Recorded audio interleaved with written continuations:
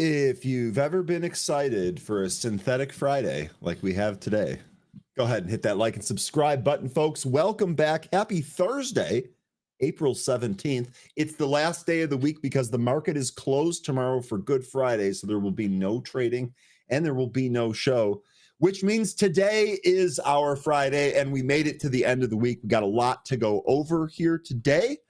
Great to see a whole bunch of returning faces. Let's get this show on the road. Benzinga's pre-market playbook for April 17th, Thursday, April 17th, starts right now.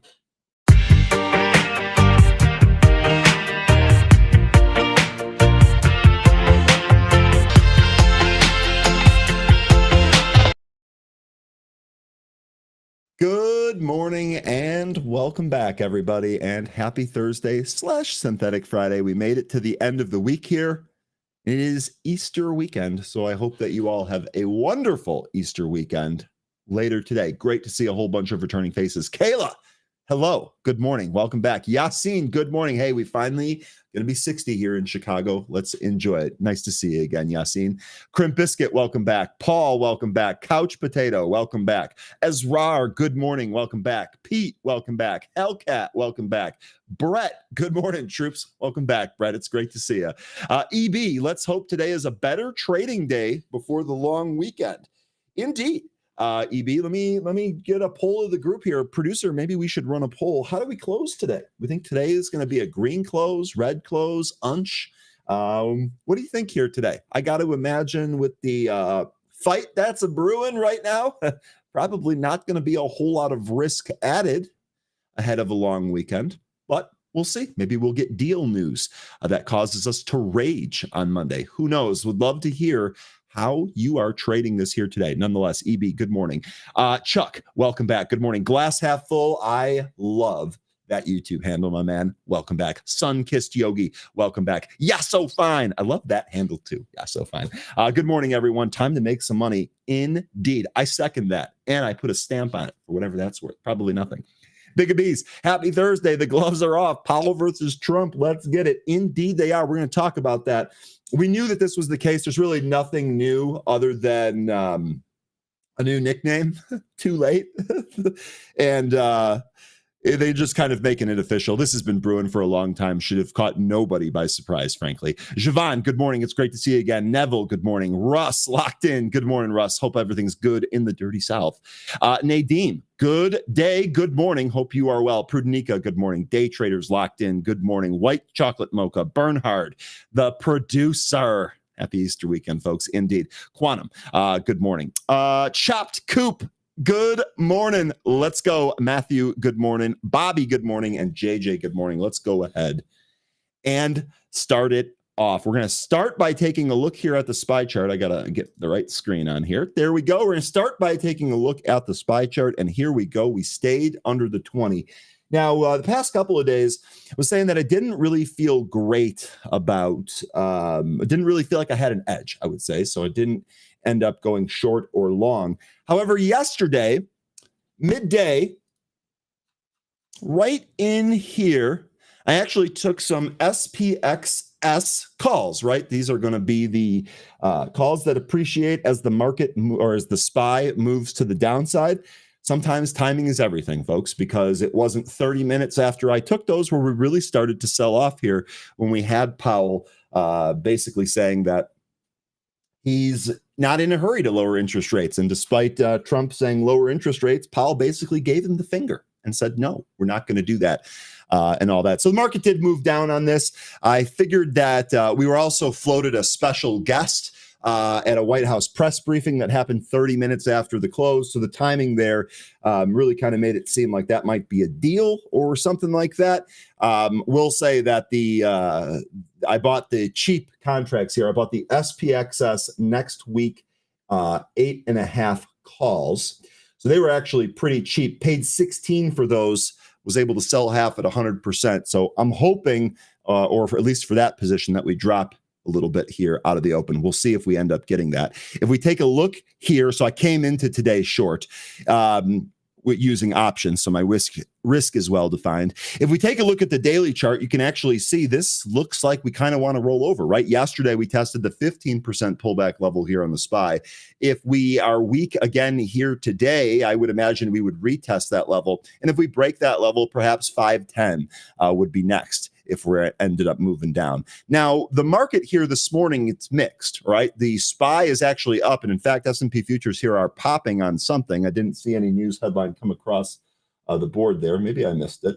I'll go back and take a look. Maybe it was just trading action here, but the S&P futures are actually holding higher by 0.6 here this morning, and they were just ticking up in that last 5-minute candle. The NASDAQ also holding higher here by just under 1%. What it is the Dow.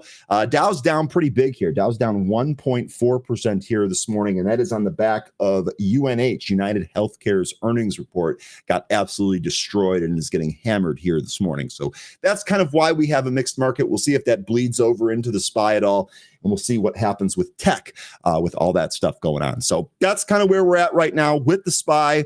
We'll see if we end up rolling back over, retesting 521.25. The net level beneath that is going to be 510.71. So we'll see if we test either of those. Let me go ahead and break down some of the news here. Oh, also as a mention here, we are going to have Ed Egilinsky from Direxion on here this morning. We're going to talk about some of these levered ETFs, what he's seeing in the levered ETFs. We talked a little bit yesterday about TQQQ being a huge target amongst retail traders. We're going to get some more insight on what ETFs traders are going after. But in the meantime, is this okay? Trump on Truth. So here we go. So this is why we were popping. It looks like had a very productive call with the president of Mexico yesterday. Likewise, I met with the highest level Japanese trade representatives, and they're very productive meetings. So still some ambiguity there. Every nation, including China, wants to meet. Today, it's Italy. So, so the stage is being set for some deals to be made. The market definitely would appreciate that. Nothing for sure yet, though. And this is kind of what I mean about this weekend. It almost feels like it's kind of a coin flip, right? You kind of got to gamble this weekend. We've got possible macro headlines that are going to be negative, and we have a 3-day weekend. We also have a holiday in there. And then on the flip side of that, we've got deals that are clearly being worked on. I know some people don't believe that, but that's false. They are obviously being worked on. They have for a long time. We've had a number of people confirm that from the administration. So we'll see if we end up getting some headlines actually having these deals go through. I think the market, as you're seeing here, you get anything positive, the market is going to try and rip on that. It is absolutely looking for an excuse to do that. Okay, as far as the news here, I'm going to go through this here pretty quick. I do want to talk a little bit about NVIDIA, UnitedHealthcare, but I'll go through some of the general news here fairly quickly. U.S. stocks likely to open higher ahead of the festive weekend. Again, not the Dow, but everything else here. Federal Reserve Chairman Jerome Powell dismissed the possibility of a Fed put in the near term while speaking in Chicago on Wednesday. This is at the Chicago Economics Club yesterday. We talked about that. 1:30 was the time.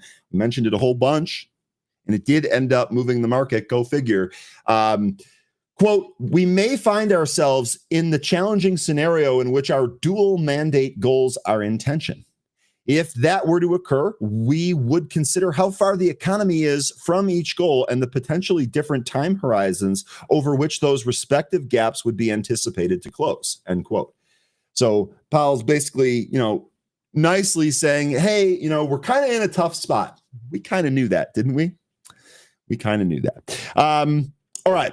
And Tyler, you want to take a look at Microsoft? Let me add that to the list. Let me see. Did I miss any other tickers? I don't think so. Tesla, maybe. We'll go good morning, Sebastian Judge. We could take a look at Apple. Absolutely. Let me add that to the list. CMND. WIS, that's a little mover, isn't it?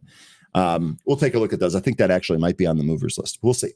Okay. Anyway, continuing here. U.S. export restrictions on NVIDIA pulled the stock market down on Wednesday. The 10-year Treasury bond yielded 4.32%. The 2-year bond was 3.28%. Fed Watch Tool projections show the market pricing in an 86.4% likelihood of the Fed keeping the current interest rates unchanged in the May meeting. This is exactly where I find myself. I don't think we're going to see a cut in May. I think if things start to get a little dicey or a little shaky, then the possibility for June is on the table, but I really don't see any scenario in which they cut in May.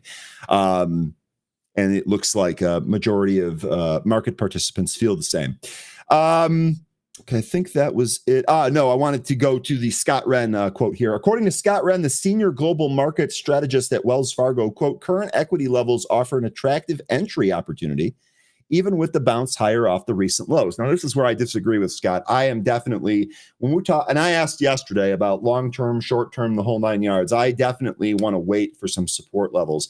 It's fine to confirm a bounce, but I don't want that bounce to be 5+%. I'm definitely losing some potential profit there. So I wouldn't chase a bounce up here. I don't know that that's what he's saying, but that's kind of what I'm reading from inferring it. So I do disagree with that.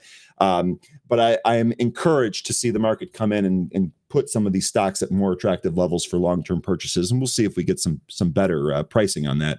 Wren further emphasized the importance of having a plan of action, or at least be happy with where you currently stand, regardless of individual perspectives on implemented tariffs. And this is kind of like the calm, right? This is trying to stay calm. Don't let emotion into your trading.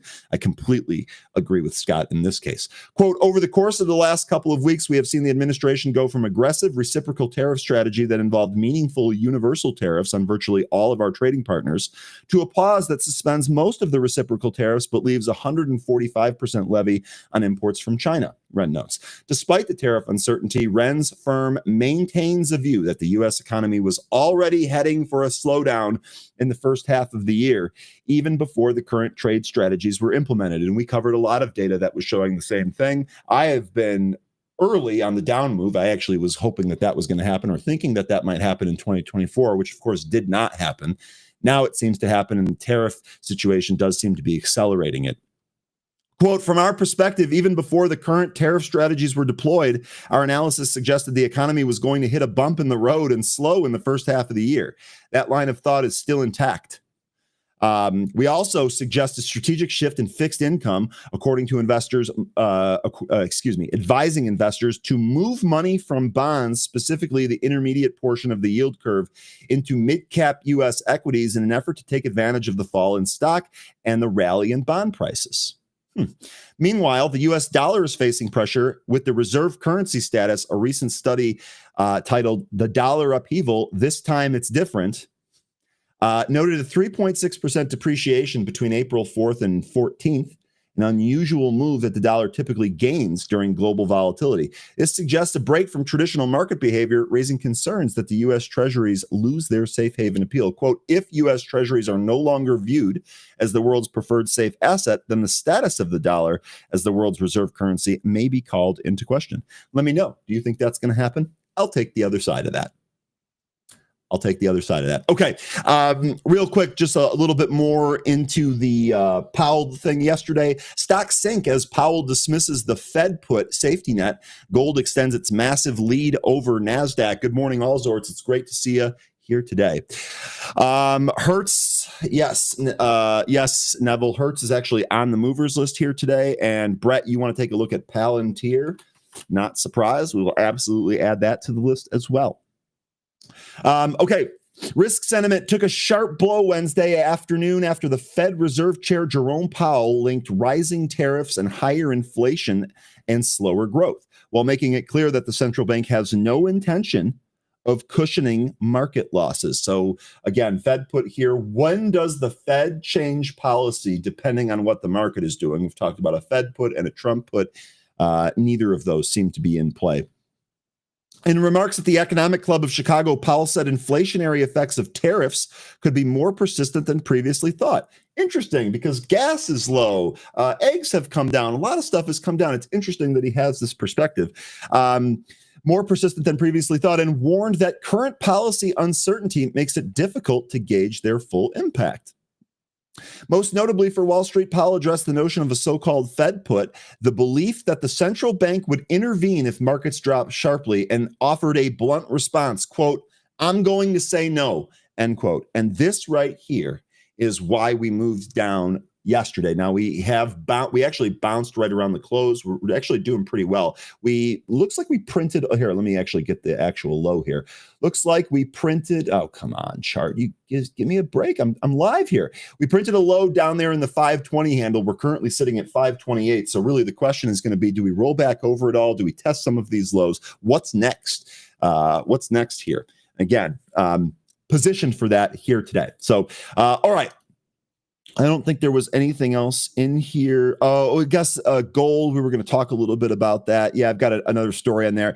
Real quickly here, as stocks tumbled, gold prices continued their powerful 2025 rally. I know the gold bugs out there, they are super, super happy. The precious metal hit new record highs. Shout out, I think Lion in here was talking about trading gold. There are a couple of other gold traders in here. Anyway, congrats, because that has been on a huge run here. I'm curious to know, anyone that's in gold or holding gold, are you trading it? Are you just holding it for the long term? Are you looking to ring the register on that?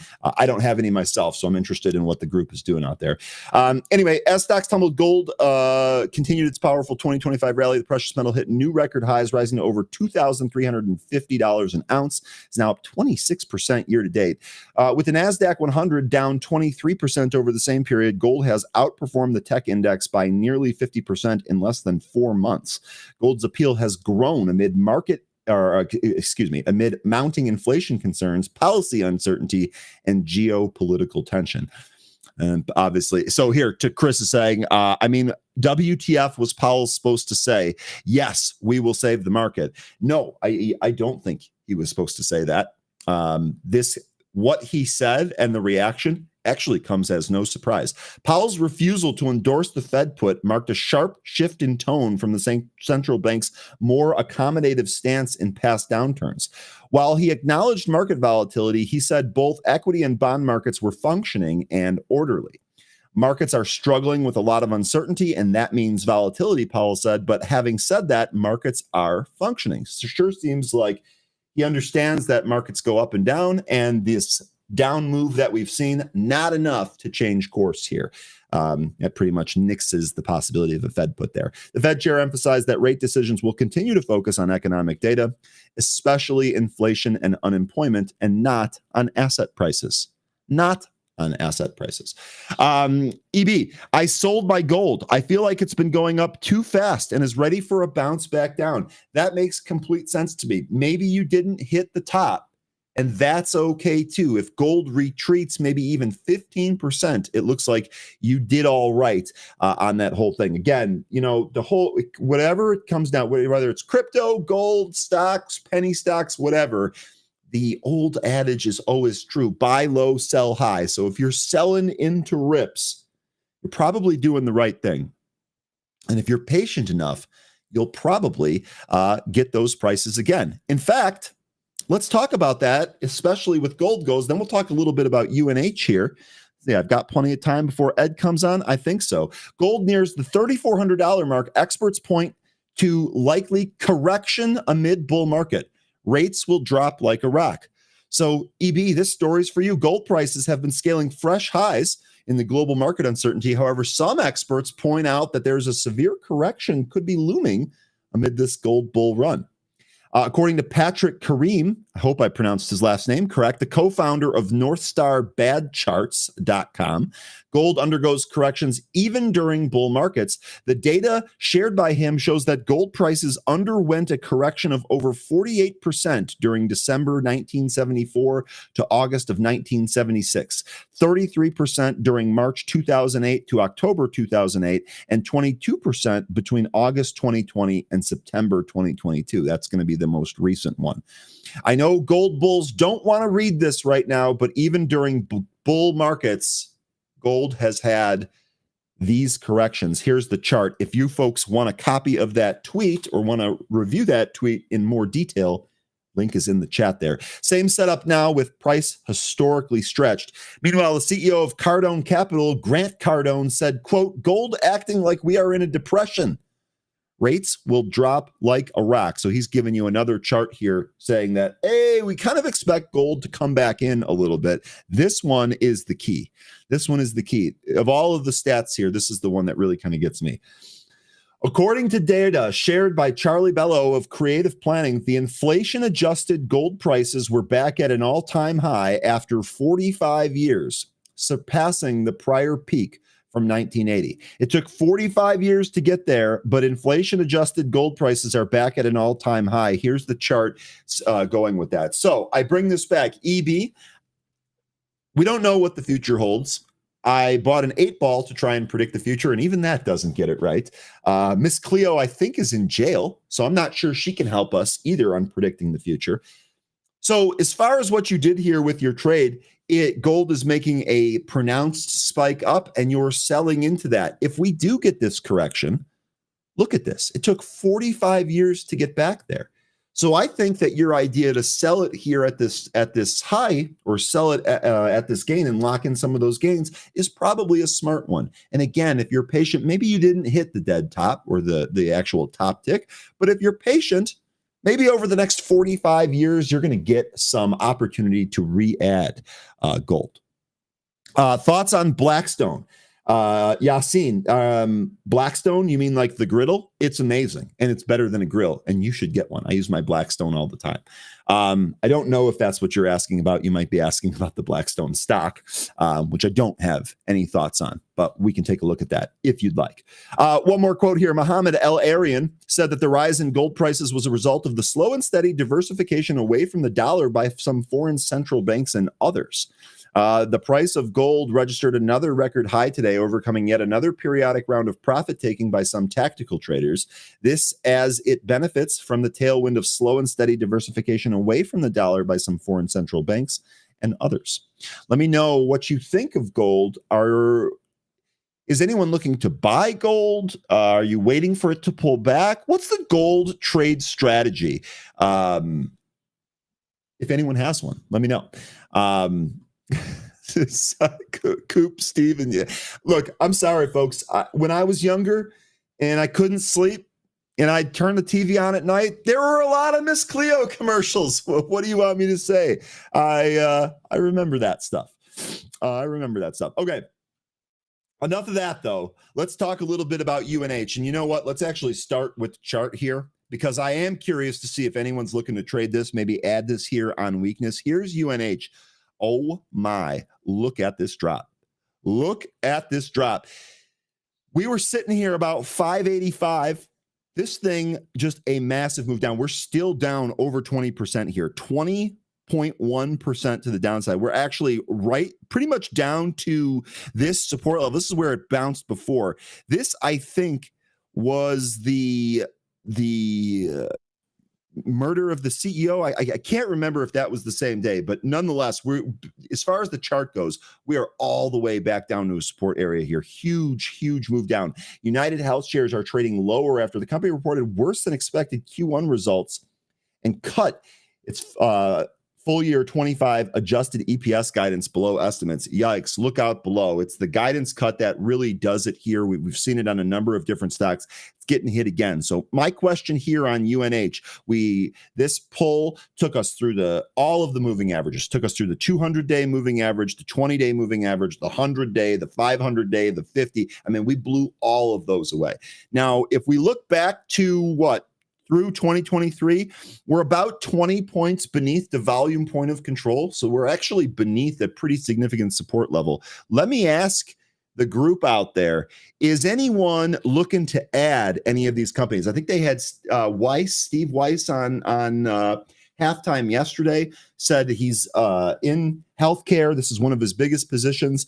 Might be a rough morning for him. Who's looking to buy any of these healthcare companies, whether it's UNH, Humana, or otherwise? Who's looking to buy after the move down here today? I'd be curious on that. All right, really quickly here before we get to our guest, let me run through this here real fast. UnitedHealth slashes its 2025 outlook on Medicare funding restrictions, and the stock crashes here.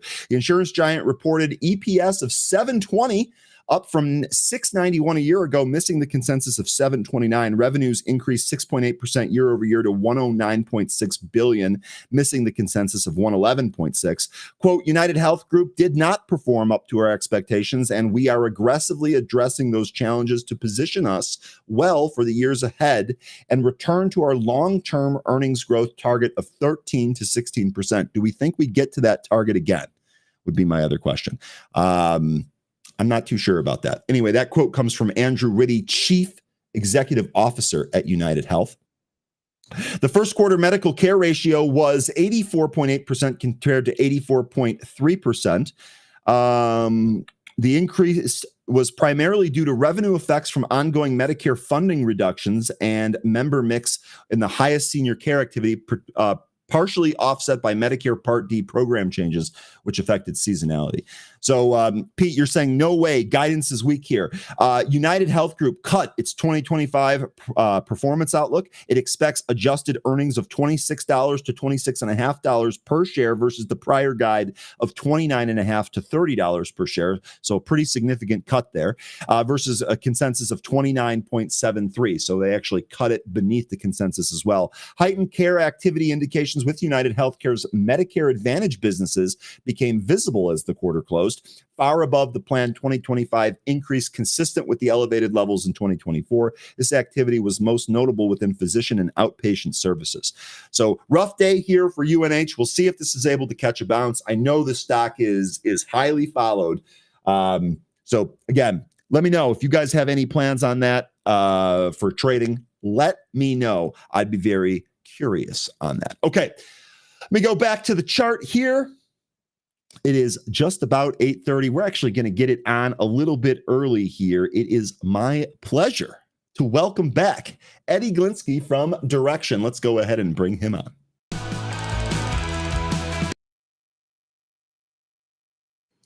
Ed, good morning. Welcome back. I got two quick questions to kick us off here.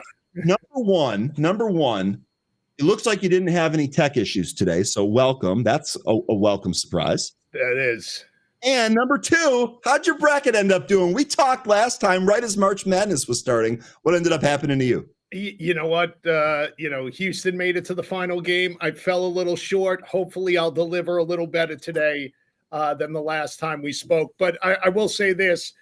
It's a shortened week. I still needed my sun kiss to get the day going. So, it's a Thursday, but you got to fuel up in the morning. So Sunkist or Mountain Dew for me. That's my preferable choice. So there you go. I'm a coffee guy myself, but we're going to call you the postman here. You are going to deliver, and you delivered last time as well. So, okay. My Stockton. Let's do it. And here's the other thing. So regarding the bracket, I had Duke, and I was at the top of my pool, and I'm over here thinking, oh, what am I going to buy with these winnings? And then all of a sudden, I didn't have any winnings. So I understand exactly how that goes.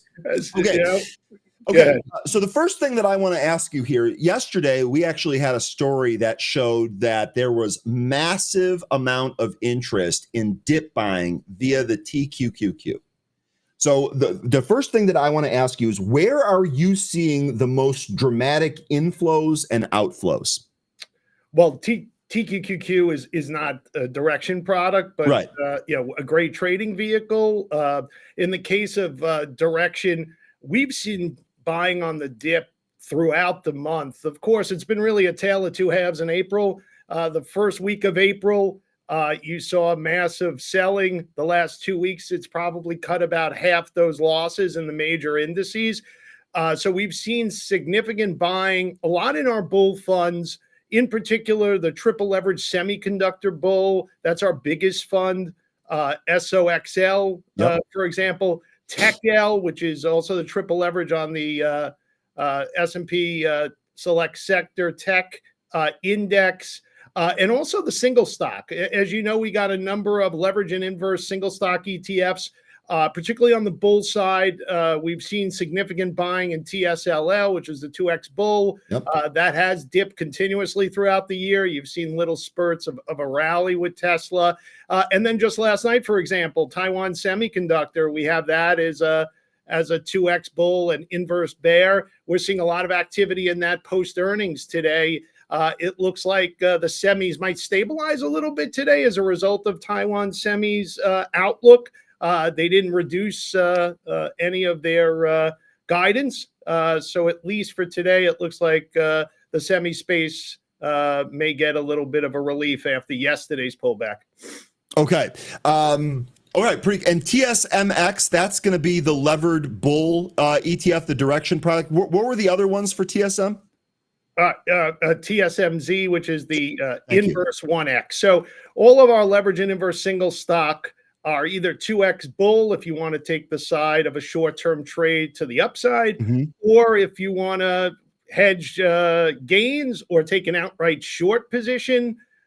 We have a non-leverage inverse 1X on all the individual pairs of stocks that we have. So, for example, if TSM is up 3% today and you're in an inverse 1X fund, you'd be down 3% today.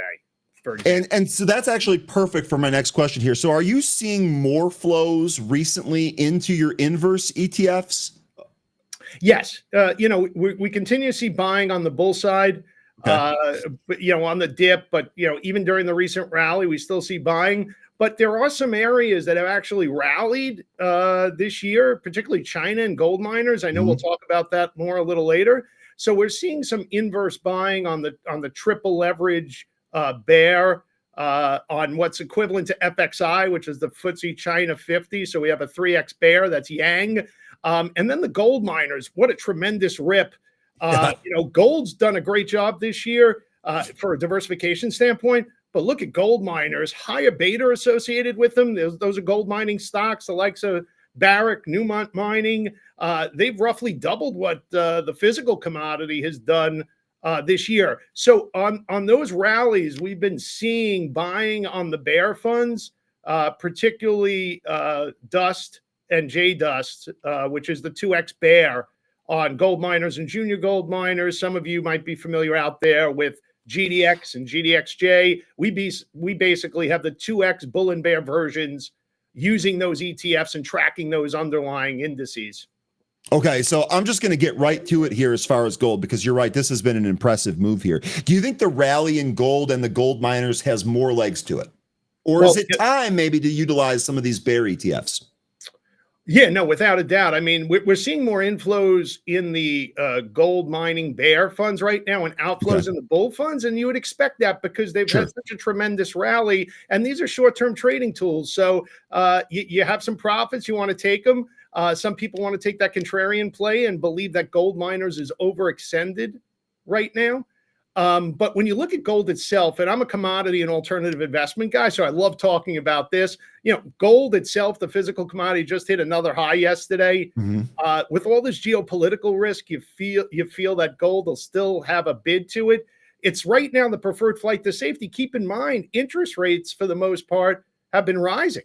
And with the dollar right now at 20+ month lows, that is a good tailwind for metals, especially precious metals. Historically, there's been an inverse relationship between the dollar and precious metals.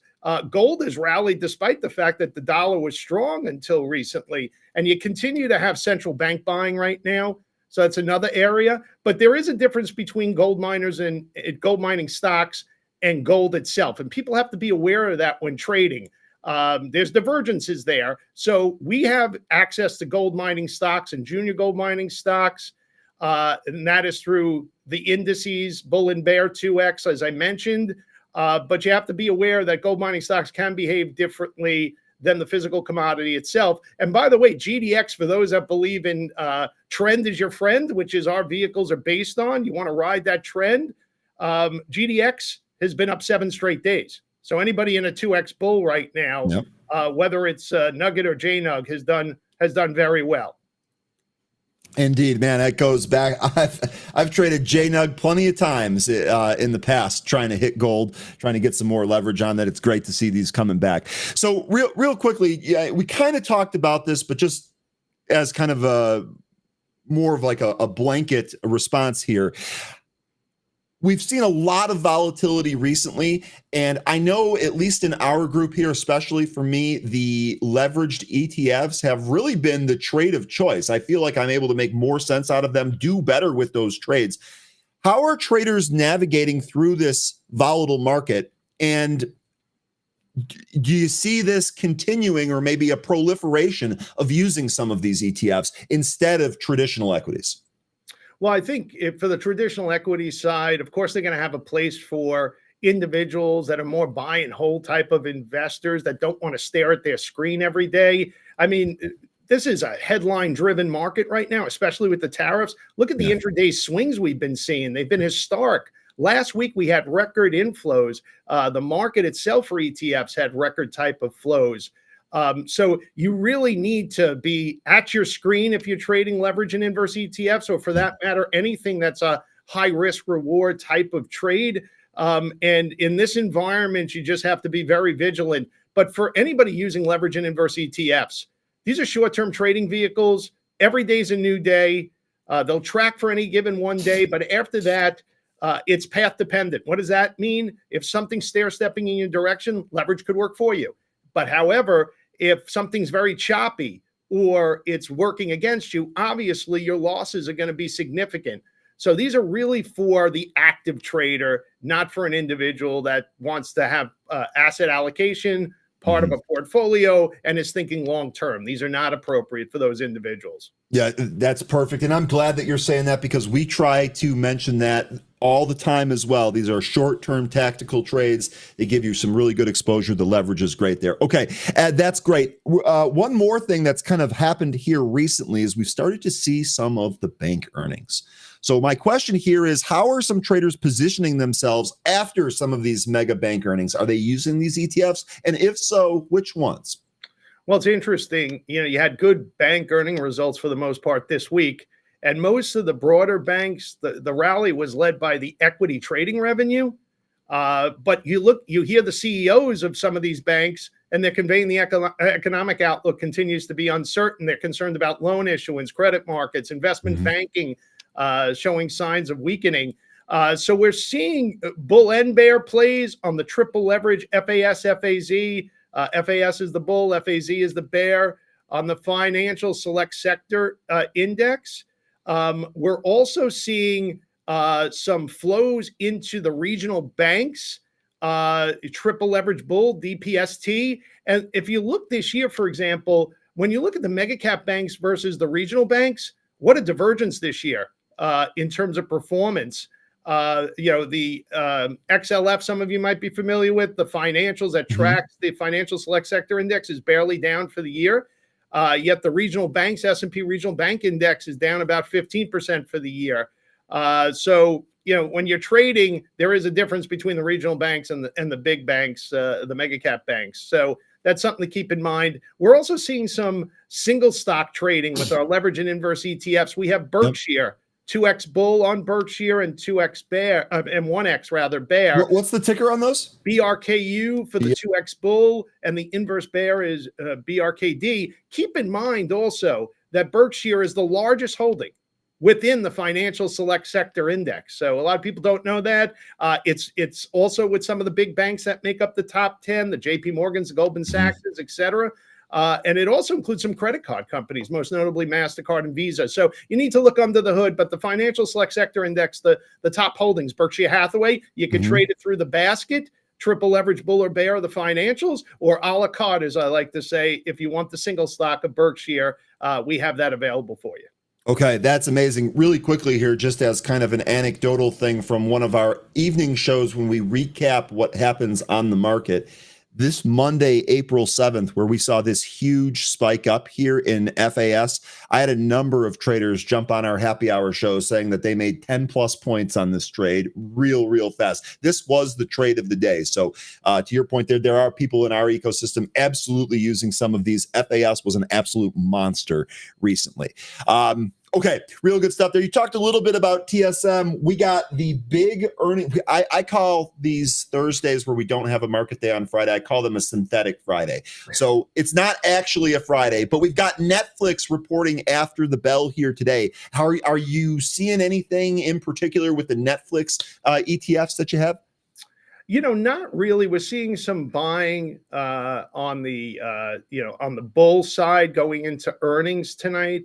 And we usually see activity both in the bull and bear going into earnings, pre and post earnings. And as you know, we tend to see also an increase in volume around earnings with all our single stocks, pre and post earnings. So it'll be interesting to see what happens tonight. Of course, everybody will be looking at their growth and their subscriber growth, their ad revenue. And to see if they could keep the momentum going for that stock. But there's no direction really, no pun intended, in terms of going into the earnings of how people are trading these right now. There's no real direct flows one way or the other that I could tell you where people are trading. Okay. Now for Netflix, I've got NFXL. This is the bull 2x levered. And then I have NFXS. That's the bear 1x shares. What am I missing here? Oh, with the Netflix, one thing to keep in mind is that, again, it's a 2x bull and non-leveraged inverse bear. So there's really nothing to discuss there, except for the fact that you should be aware of the fact that these are short-term trading vehicles on those individual stocks. The one thing I will say also with our products in the single stock lineup, NVIDIA, NVDU, and NVDD have been getting some interest, especially with what happened with the announcement of possibly exports being limited to China in particular, and how that impacted potentially NVIDIA's earnings, which they announced, and AMD as well. So we have those two single stocks that people could trade also within the semi space. And they've made the news certainly recently in terms of how it might impact their revenues. Okay, awesome. I got one more that I want to ask you about here, just to see if you've seen any flows one way or another here. How about MicroStrategy? Or I beg your pardon. I think I already screwed it up here. It's called Strategy now. I'm so used to calling it MicroStrategy. It's called Strategy now. MSTU, right? No, what's the, help me out here again. I can never remember all of these. What do you got? Just to quantify, we don't have MicroStrategy. Okay, sorry. Okay, so but you know what? It's something that if somebody wants to trade a derivative of crypto, that might be something to consider. But I will say, when you look at the basket of stocks, the individual stocks that we're trading, one of the things that's the most important thing for us is the depth of the market, liquidity. Can we get that leverage exposure? And in some cases, we may decide not to do an individual stock because we feel that we may not be able to track that on a day-to-day basis, or are concerned about some of the underlines with that stock. So in the case of MicroStrategy, we decided to pass on that, to do that. That makes sense here. But you do have the leveraged ETFs for crypto for Lambo and Rex. I still think these are two of my favorite tickers in the entire market, by the way. Yeah. So basket of stocks that make up that index. So that's something to consider the trade. And of course, Lambo, if the Lamborghini, and then if you feel like you want to get wrecked, or you feel the crypto space might get wrecked, we have some baskets of stocks for you to trade. I just wanted to make sure you had the Netflix symbols right. NFXL on the bull side, 2x bull, and NFXS on the inverse 1x bear side. I just wanted to make sure. Got those. Those I was able to find, and I got those correct. Okay, real good stuff. Ed, is there anything else that you want to cover here? Anything about Direxion that you want to share with the group? Have you seen anything else that's worth mentioning or unusual? Well, keep an eye on some of the leverage and inverse single stocks. We just launched Palo Alto and Eli Lilly, and we're probably going to be launching more single stock pairs in the near future. So stay tuned for that. What's the Palo Alto ticker? The Palo Alto ticker, I'll tell you right now. You might have stumped me on that one. Hold on. The only reason I asked on Palo Alto, it's PALU, PALD. Okay, this is great because for me, first of all, I love Palo Alto. I have called early on this year. I think cybersecurity is going to be a theme of 2025. So I actually was unaware of these. This is great news for me here that you have some ETFs for Palo Alto here. Okay, really good stuff. Anything else, Ed, that you want to cover?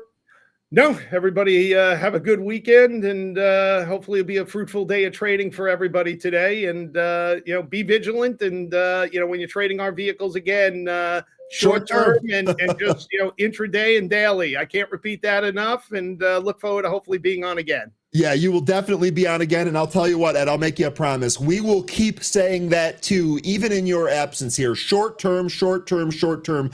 Don't get hit, but use these to your advantage. Really awesome stuff, Ed. Can't wait to have you back. We'll talk about some of the flows. Do me a favor. Enjoy your holiday weekend with your friends and your family. You too. Happy and healthy. And NBA playoffs, we'll talk the next time I'm on. Okay. So who's your team? Real quickly before I let you go, who's your team this year? I'm a Celtic fan, and I have to, even though I'm from New York, love the Celts to repeat. We'll see.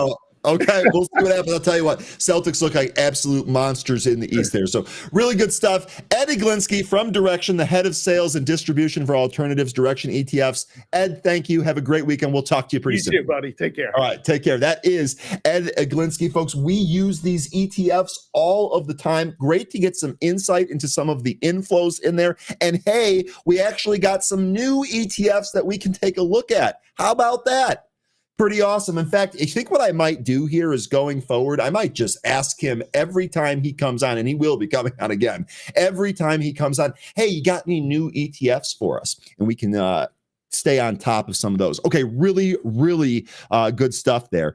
13 in the chat. By the way, PanW is the security that Zoom uses. 13, I didn't cover that here in the news at all. Shame on me. I didn't even really look at Zoom today. Okay, so Zoom down yesterday with the market here. Interestingly enough, the happy hour call that we do is Zoom based.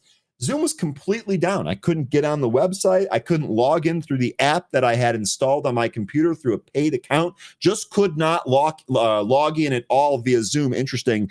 Nice dig in there, 13. PanW seems to be the security for Zoom. Not necessarily seeing a reaction here in the Zoom stock price, but good stuff. Good connection there. That'll be something to watch.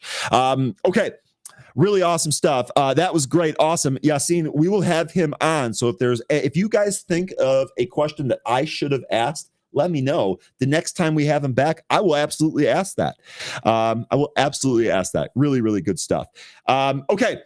Let's take a look here. There was one more news story that I wanted to cover. It actually relates to NVIDIA, which Ed talked about when he was on. So maybe we'll just do that here before we knock out some of these movers. Here's NVIDIA. Glenn, if you're out there, you'll notice that I still have that fib level on. We'll see if we end up getting that. NVIDIA here is up 0.3 in the pre-market. But the story that I wanted to cover has to do with Jensen here. He is in China. CEO Jensen Huang, CEO of NVIDIA, is in China for talks as the U.S. tightens NVIDIA's chip restrictions here. The CEO of NVIDIA, Jensen Huang, has reportedly arrived in Beijing following the recent implementation of the chip restrictions by the U.S. Huang's visit to China, which began on Wednesday, involves discussions with officials and tech leaders about the implications of the U.S.'s decisions to impose further restrictions on its sales in the country. The information comes from local media and a source familiar with Huang's travel plans, according to a report by the Financial Times.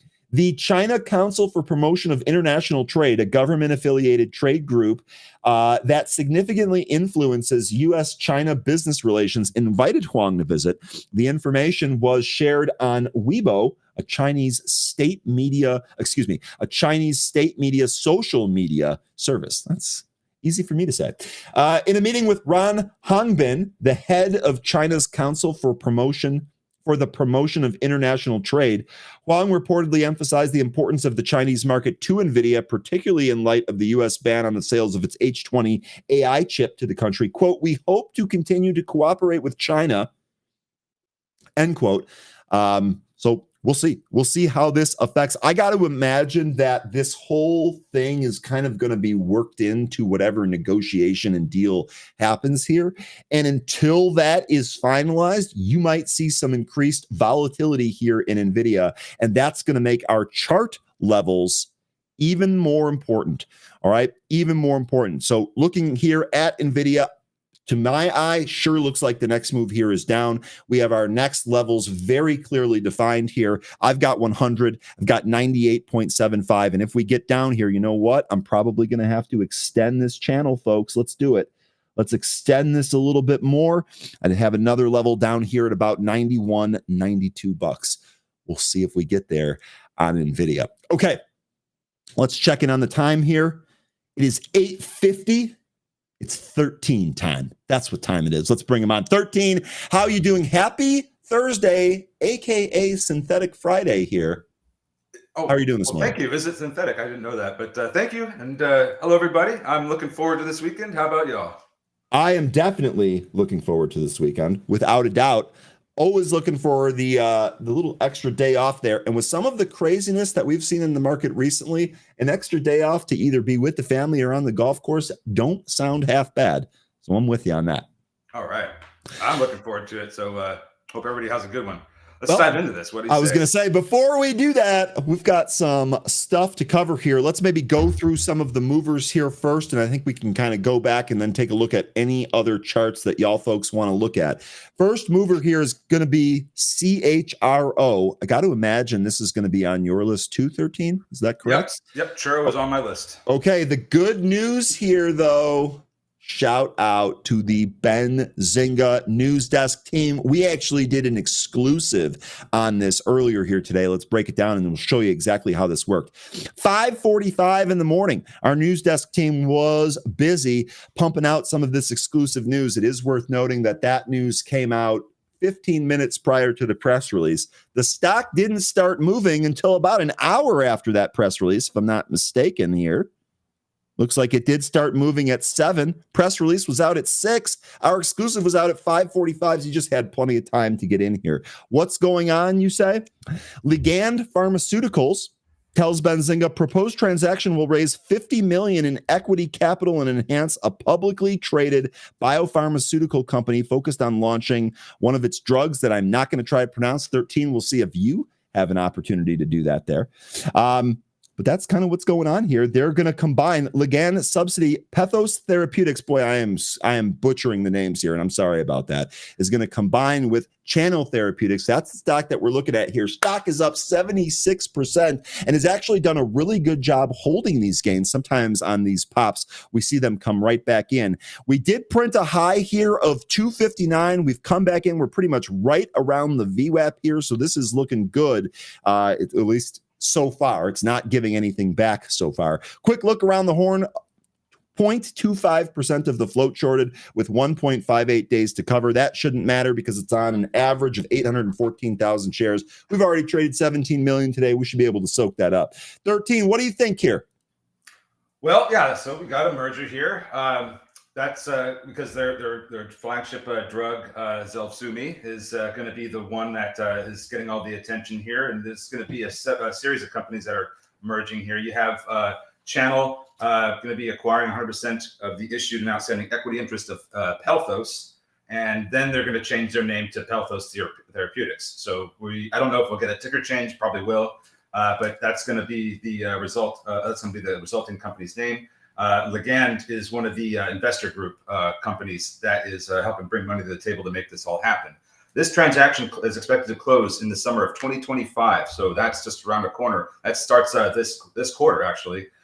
So subject to some customary closing conditions, we should get the next headline at some point saying, hey, this is a done deal now, and we're moving forward with this. As far as the cash position goes, I don't really think that's something that we need to concern ourselves with, seeing as how they're going to be changing that all up in a very short amount of time here. They're also raising a significant amount of capital, which is well above their market cap. So could see some pretty good movement here in this one. As far as what the charts are telling me, currently beneath the VWAP, we were trading above it with these initial impulse moves up. But since we've got got up to the 250s. We've since come back in here, and we're kind of just going sideways at the moment. So what we're going to want to see here, and I think this may be one that we have to just wait for the open for, is just wait. We just want to see the 15 EMA hold up, not moving too far away from the VWAP towards the 65 EMA. That wouldn't be great. Looks like $2 could be one of the big support areas. You have that as a high from some previous price action. Looks like back in March, that's where we were. That's where the high was. So I would think if we do come down, $2 would be a good support, but I really would like to see it just continue sideways into the open. Maybe we can recapture VWAP and go higher. Yeah, 235 to 240 seems to be the upside resistance level, and lo and behold, that is exactly where the stock stopped here today. Quick note there, I actually do have this holding VWAP clean. So I've got my VWAP here at 222. We are holding above it. It's actually trying to curl as we speak. But I do agree with you there on that 15 EMA. We'll see if that has enough to launch it here. So, okay, good stuff here. CHRO, this is looking pretty good here today. Nice little win for the Benzinga News Desk team. We'll see if we can get another leg higher here by breaking that upside 235 to 240 area. Good stuff there, 13. Next one here is going to be SMX, Security Matters. So we had a huge move in the after hours yesterday, followed by another leg up here today. We do have some news here today. SMX announces a strategic collaboration with Aegis Packaging to meet rising global demand for circular, transparent, and efficient plastics. This was PR'd here early this morning, 8:45. Looks like somebody knew about that last night or was anticipating that. Boy, we got a pop yesterday. I'm sorry to interrupt you. That wasn't even on the news headlines when I was looking at this one. So this news headline is very new. 25 minutes. Yeah, it just came out like 10 minutes ago. 25 minutes ago. PR here was excuse me. I beg your pardon. You're right. 10 minutes ago. I'm sorry. I misread that, 13. Yeah, really, it's new news is what we call that. Yeah, new news. But again, just kind of looking at the chart here, sure looks like there was something going on last night. Now, the good news here, we popped this morning again this was trading action before that headline came out. Yeah. We actually moved down on that headline, maybe a buy the rumors, sell the news situation here on SMX. Nonetheless, here where we're at right now, we actually broke away from the VWAP. We were consolidating above the VWAP prior to this press release coming out. Now that it's out here, we've broken beneath that. We're basically right back down to where we were trading yesterday in the after hours after the initial impulse move. And we're currently using the 65 EMA on this 5-minute chart here as resistance. I've got that value at 219. We've tried several times. If I zoom in here, you can see we've tried several times to get above this level and have not been able to do so. This right here is going to be one of the first levels to watch. I'd also take a look at 210 here as a downside level. We'll see if we can hold in here. All right, quick look around the horn before I kick it to you. 13, 4.35% of the float shorted with 1 day to cover. On average, the stock trades 328,000 shares. Today, we've traded almost 24 million. It's got a float of 1.15 million. So what do you think here? Ticker SMX. Prior to that news headline coming out, I wasn't exactly sure what was causing this to move, because I did notice that yesterday we did have a big change in volume relative to how it normally trades. So I was thinking that this is another one of these trades that we were seeing that's moving on relative volume. I tried to take a look at the company because I wasn't getting a real good. I had almost no read on their cash position, and the way it was starting to read, it looked like this was some kind of foreign company. Sure enough, this is actually an Irish company. And when I was reading the description of what they do, I was like, okay, well, this is interesting, because we've been discussing about how are we going to track tariffs or tariffed goods. Yep. And this could be one of the companies that may be able to do it. So I thought that was interesting, an interesting description. I thought that maybe there's a tariff connection here with how to track those goods that are subject to those duties. So I thought that was the reason, but apparently there's this real reason is a strategic collaboration. So as far as how this trades, I think what we're going to want to see is to get to absolutely recapture that VWAP, because if we do not, then I think we'll end up getting a bearish pattern here, a potential head and shoulders. The failure to recapture and move up and away from the VWAP is going to form a right shoulder. And if we cannot hold above that view up, I think we'll end up coming down, maybe even lose the 200 EMA in the process. So that would be what I'd be watching for with SMX. Have to recapture that view up and go higher. Otherwise, it's a bearish pattern. Okay, and I've got this value here, just kind of eyeballing the neckline. I've got it in here, 229, 230 here. And you're right. If we trade back up and can't get above that, you're going to have a pretty clean looking head and shoulders here on that 5. So really good stuff. A couple of really quick things to clean up here. Nadim saying, please go through SMX. There you go. Hopefully this was helpful. Any advice on this? Nadim, I know you're new here. No, we cannot give you trading advice. Neither of us are licensed. We don't claim to be licensed. We cannot give you advice. We can take a look at charts. We can take a look at how we would kind of trade this, especially in the short term. We can break down news, but unfortunately, we're not going to be able to advise you on how to trade your account or individual issues. And then the other piece of news here, 13, I guess we should just break this right now. First of all, Market Sniper here is saying that someone from our group should run for Congress, but Jay Wild has stepped it up here. 13 for president. So I am pleased to announce our own 13 here will be running for president in 2028. So you better get prepared. Tell your wife. I know she doesn't know yet. I'm going to vote for you. I would imagine a large contingent of our show is going to vote for you. What do you think about that?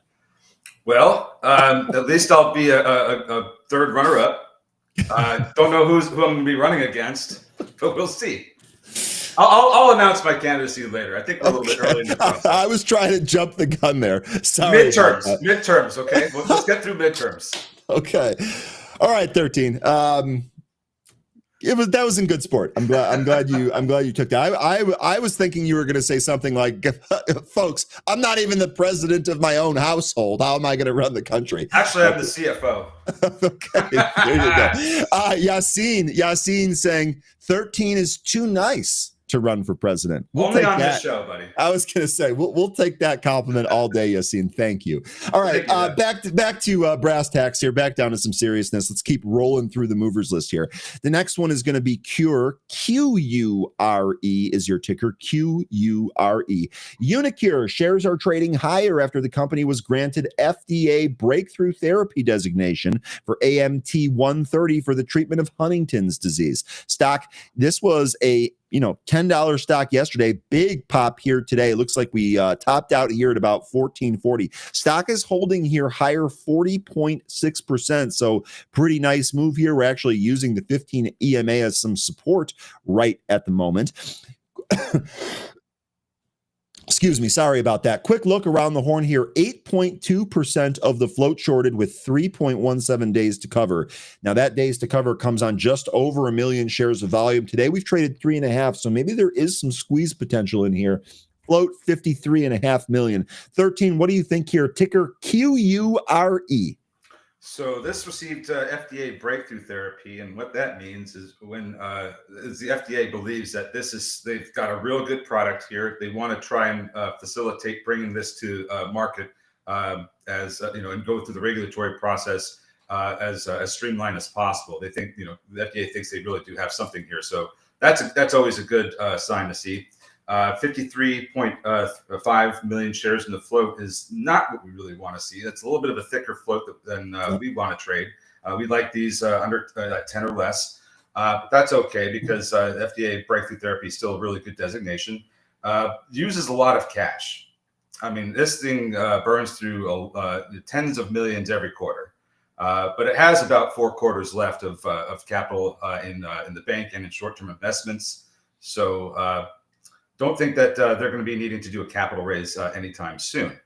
Aside from that, I was starting to jump on the show here when I was looking at this, so I didn't really take too much of a deeper dive into this. But regarding their AMT 130 drug that they're developing for Huntington's disease, their latest update on that, I believe, was that they are still undergoing phase 1 and 2 trials with this, so they have not yet entered phase 3 with their AMT 130. That could end up being the next headline that we see. Okay. There we go. Also, a quick look to the left here. There's a pretty significant consolidation zone in here. It looks like it's between 14 and 15. Yeah, I would say 14 and 15. You're likely to experience some more significant resistance. On the other hand, though, if we look at the 15-minute chart, if we pop above that, I think we could actually go to 16-ish here. So I've got 14 to 15, and then 16 is the next upside areas if we're able to take out this pre-market high. It's currently in on its way down, like it's kind of cooling off a little bit here. I don't think that this it dropped about 20 minutes ago, and now it's been going sideways. I'm not necessarily inclined to believe that this is going to reverse and recapture its VWAP yet. I think there may be some more downside ahead of this, maybe down to about 1250 before we start to see some kind of recovery. But it also wouldn't surprise me if this ended up going down to the 65 EMA. Okay, we also have a trend line here on the daily that's going to be pretty crispy. We'll see if we can get above that. We're actually right at the trend line as we speak. So QURE, this is what's going on here. There's likely to be some action on this today. Okay, next one here is going to be ticker DXF. This is Eason Technology. This popped middle of the day yesterday and is popping again here in the pre-market. Let me go back here and review some of the news. We had a Form 10. We had the annual report here yesterday.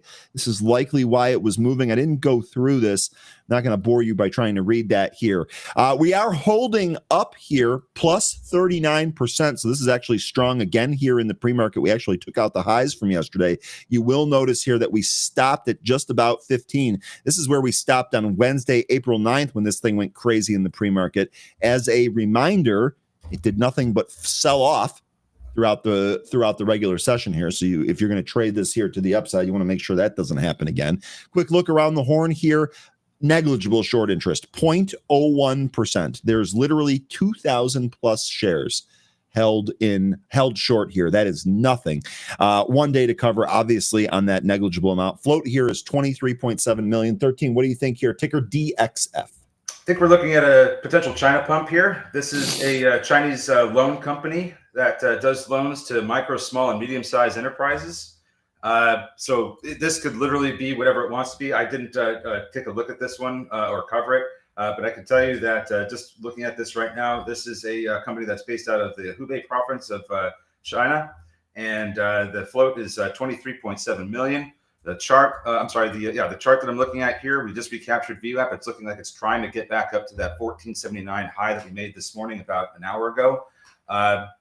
Now it's sinking. So I really don't know what to make of this one. This can be whatever it wants. This is probably one that is either going to do really bad, or it could just out of the blue just have a really big increase in volume and just take off running. So don't know what to make of this one. This is going to probably be the riskiest one that we're looking at today. Yeah, I agree. I think when we look at the MACD on the 5-minute, it's indicating that this is trying to go lower, like it's about to roll over and cross. So I would just let this one shake out and maybe even go back down to under 10. I think we might, if you're going to trade this, you might get a better opportunity to trade this to the upside if it finds support under 10. So that's what I'd be looking at with this one. Yeah, I'd also be looking at 11 here. That's going to be about your intraday high yesterday. Maybe there will be a technical bounce here, but I would go back to what you initially said there. China pump, let that drive your risk, or how you're going to associate risk here. Okay, a couple more to go through here. Next one's going to be Hertz. This is still popping on the Ackman stake.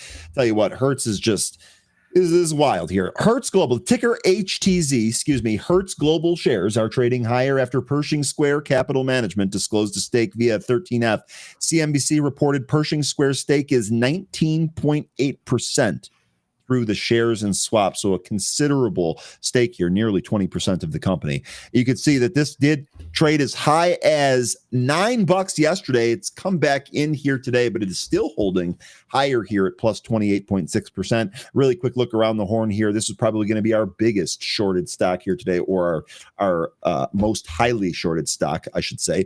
43.2% of the float shorted here, and that is on 4.02 days to cover. It's on 8.3 million shares of average volume. Today, we've already traded just about 18.5 million, actually just over 18.5 million. Float here, just about 123 million. 13, what do you got here on Hertz? I want everybody to remember that when we get these 13Fs that disclose that some company or some person took a large stake in a company, that you could end up seeing that very stock that they were investing in go on a multi-day run.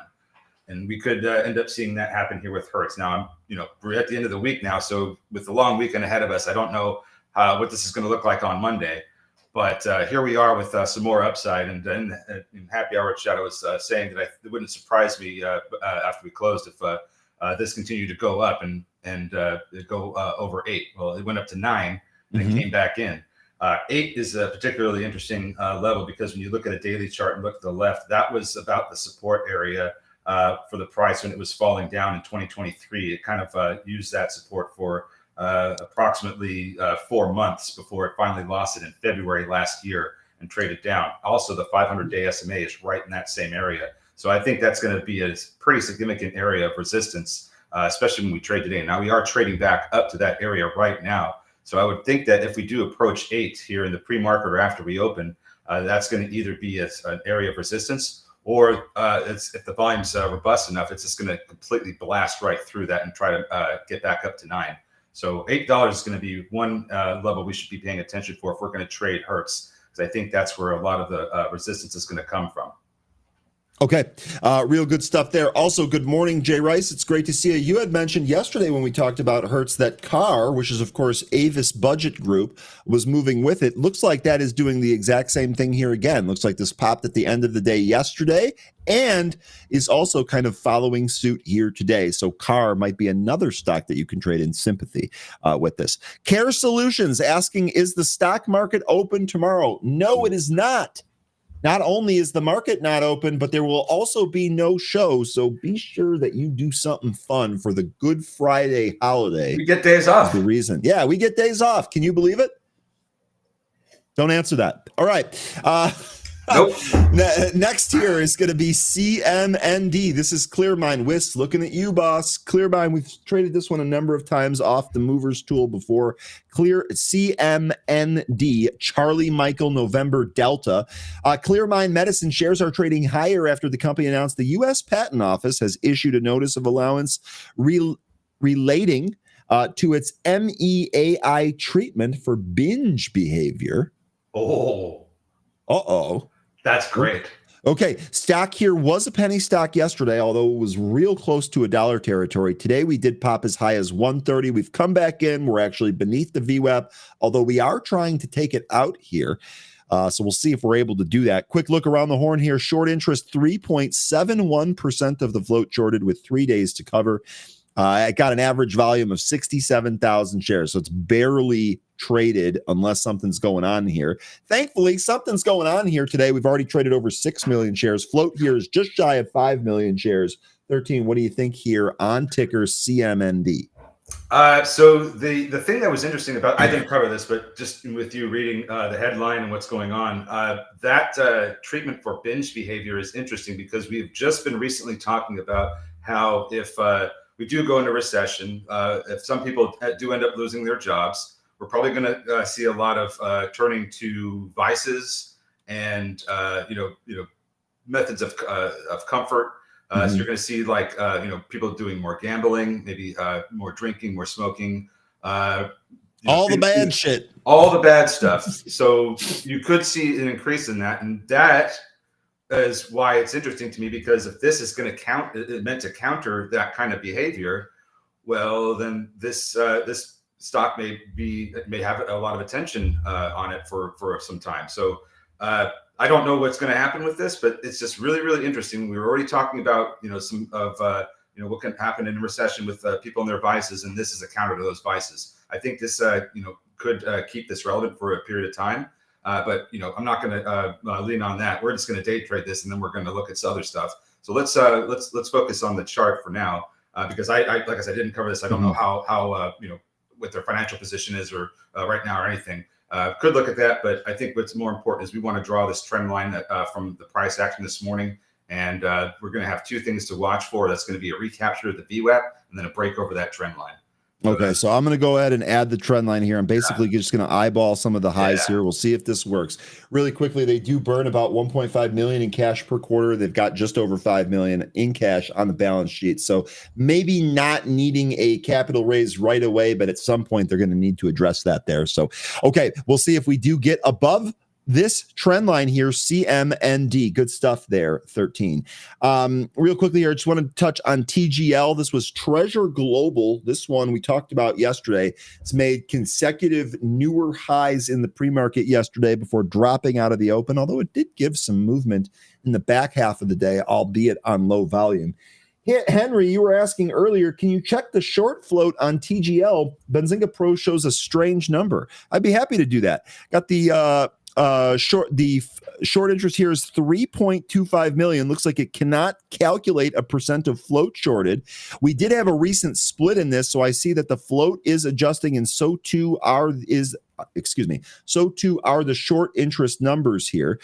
Days to cover of 1. Again, float there, 1.62 million. The recent split here, which would have affected all of that, came on, where are the splits on here? Came on April 7th of this year. So this is 10 days ago. You did a 1 for 50 reverse stock split. That changed all of those numbers. So Henry, maybe that explains it for you. Let me know what was strange if that doesn't explain it here. Go ahead. He's saying, I think it's strange because when you look at the key data on the details page, it shows the percent of short floated is almost 200%. Okay, so so that's got to tell me that let me see here. I think that's a calculation issue then. Yes. I can have the news desk look into it though. That's not bad. Let's see here. I'm pretty certain that the short interest is not naked shorted. It is not a naked short. I'm sure it's not almost 200%. It's just the result of when you go through reverse split, you will sometimes see these short float calculations result in a weird percentage. Happens a lot with these reverse splits. There likely is some short interest, but I don't think it's 200%. Okay. Let me craft this poster. What do you have on TGL? This is on the movers list here. So, and we're trading up here again. Looks like we took out all those highs from yesterday. What do you got here, TGL? Oh, well, let's go back to yesterday and see what I wrote down. Oh, this was sorry, really quickly here. Smoke Tuna doing some of the napkin math for us here. TGL short volume 65,000 shares. That's going to be post split adjusted there. That gives you your percent of float shorted at just shy of 9%. That number makes a lot more sense. So this one was moving yesterday on no news. It was probably on low RSI as we were observing yesterday. Could be on consumer deals play, like for bargain shoppers. The company did need cash. They could raise at any point. They did do that reverse split, that 1 for 50 on the 7th of this month, and they have a 1.62 million share float. That was what we observed with this one. Let me just bring this up here so I can take a look at the chart, sure. And then we'll just see what we can get out of this one. Let's TGL. So we've ran up to 490. I had a level here at 460 that we popped up and then lost. We're trading beneath VWAP, but we are getting some support from the 65 EMA. Looking at the MACD, this has kind of been in a bit of a downtrend for a while, and it hasn't quite yet started to curl back up and try and recover. So I'm not sure if we're going to get that support from the 65 EMA or these past highs that we were making in the after hours yesterday.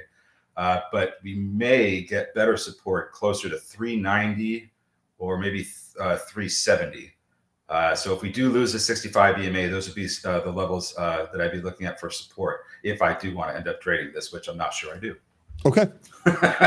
All right. Good stuff there, TGL. The only other two here, I'm not sure if there's anything to cover, but excuse me, we'll take a look. Another one here is AREC. That's AREC. I beg your pardon. This is American Resources Corporation. This thing went crazy during the day yesterday.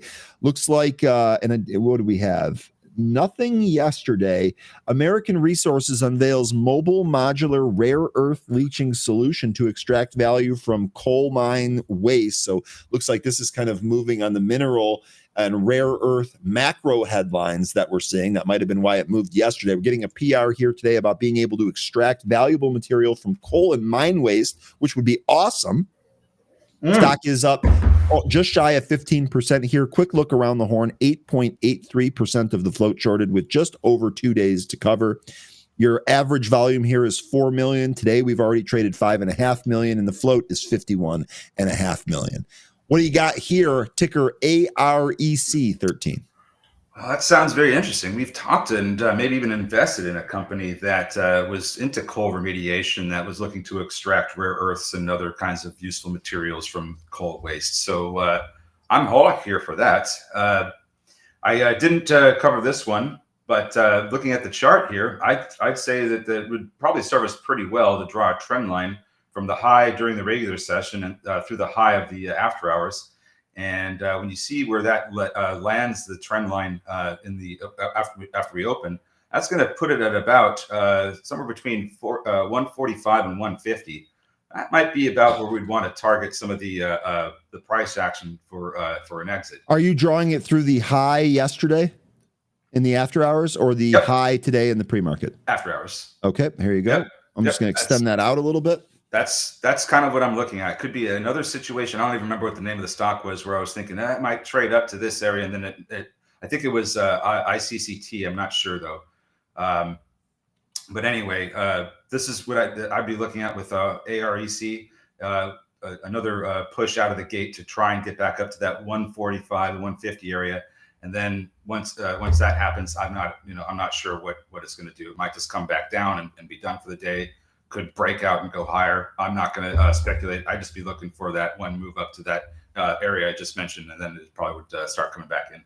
Okay, we'll leave that on there. We'll see if we do touch that area. Also worth mentioning here, ticker UUUU. Yeah. This is Energy Fuels. This is popping here. This has got to make me wonder. Similar thing. Yeah.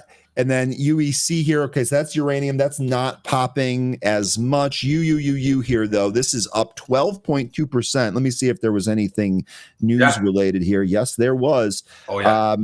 Look at that. That's a huge. See, this is such an important headline to me, because we're finding out right now that a lot of the companies that have some waste material, we can just actually tap some of that to solve part of this critical minerals problem. I think and there's still an issue of refinement. That's certainly the big issue I think that the U.S. has to tackle. But the availability of these resources is paramount to the situation we're dealing with.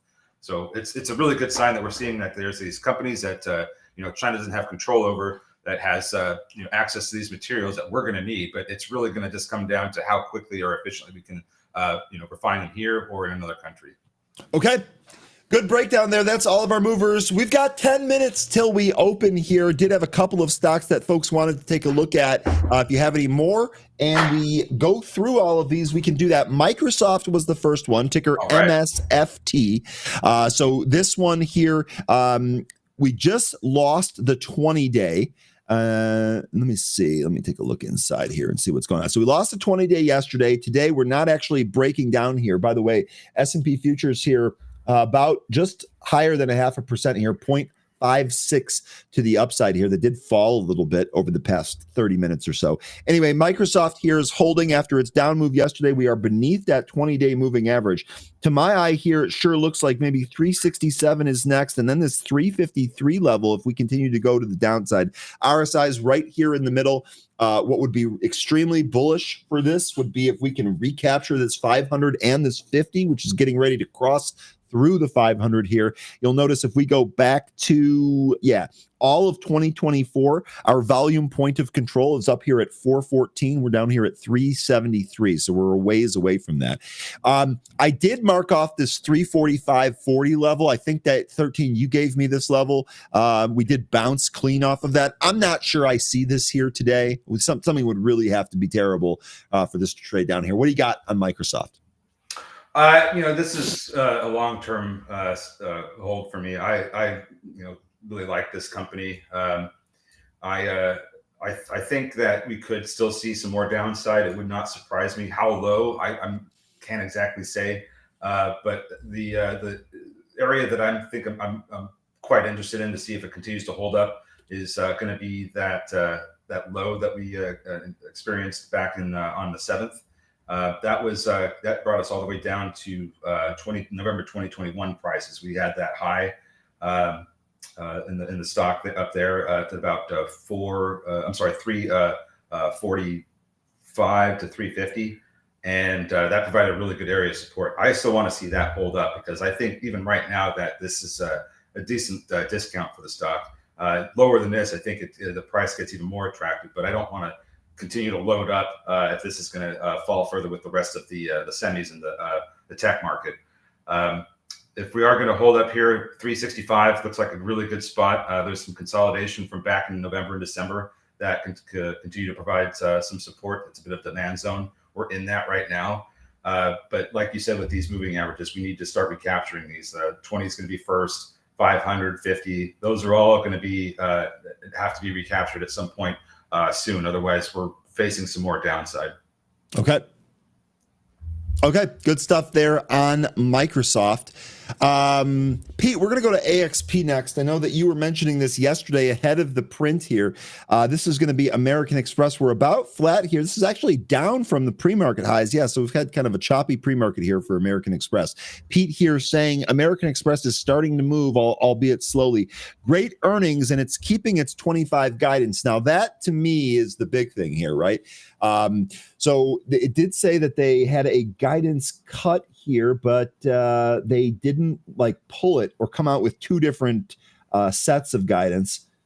Credit provisions drop, earnings beat. The other thing I think this shows is that the more affluent consumer is still doing okay. They're the ones that are going to use American Express cards. They're still doing okay. Yep.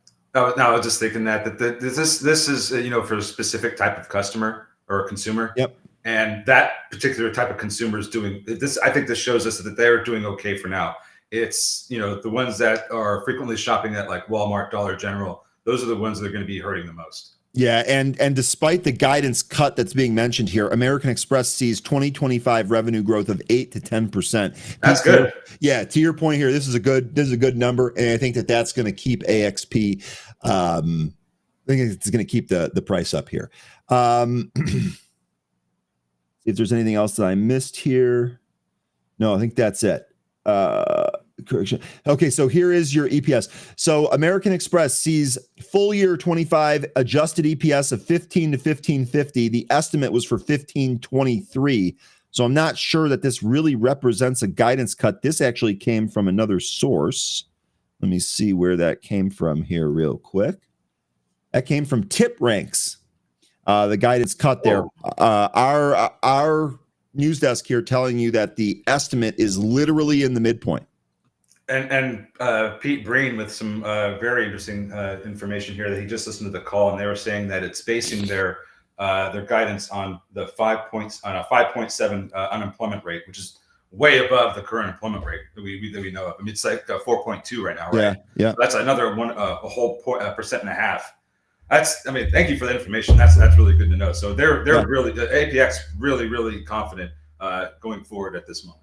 Pete, showing you the sophisticated investor is going to listen to some of these calls. And I want to just show you really quick, if you're thinking, you know what, maybe I should listen to some more calls, especially on my long-term hold. Benzinga Pros got you hooked up here. If you go to the calendar and you go to conference calls, we actually give you the time, date, and a link right to the webcast. In some cases, if they allow a call in, we give you that information too. But if you're looking to follow along with those conference calls, I think that's a great idea. I listen to every Apple conference call every quarter because it's my longest long-term hold. Fully support this. Benzinga Pro can help you with this. Okay, we've got 4 minutes now. Appreciate you, STFU, keeping me on task here. The next stock that folks wanted to take a look at here was going to be Apple. Apple here holding just shy of 200. That level is absolutely going to be in play here today. We are up off the lows from yesterday here, 192.5. We'll see if we get down there and challenge it again. I think if we do break that, we probably come into this 187 levels, probably another 5 points of downside there. We'll see if we end up getting it. Never got to my buy zone here. I'm going to leave this out because I do want to see if I get a chance to add Apple.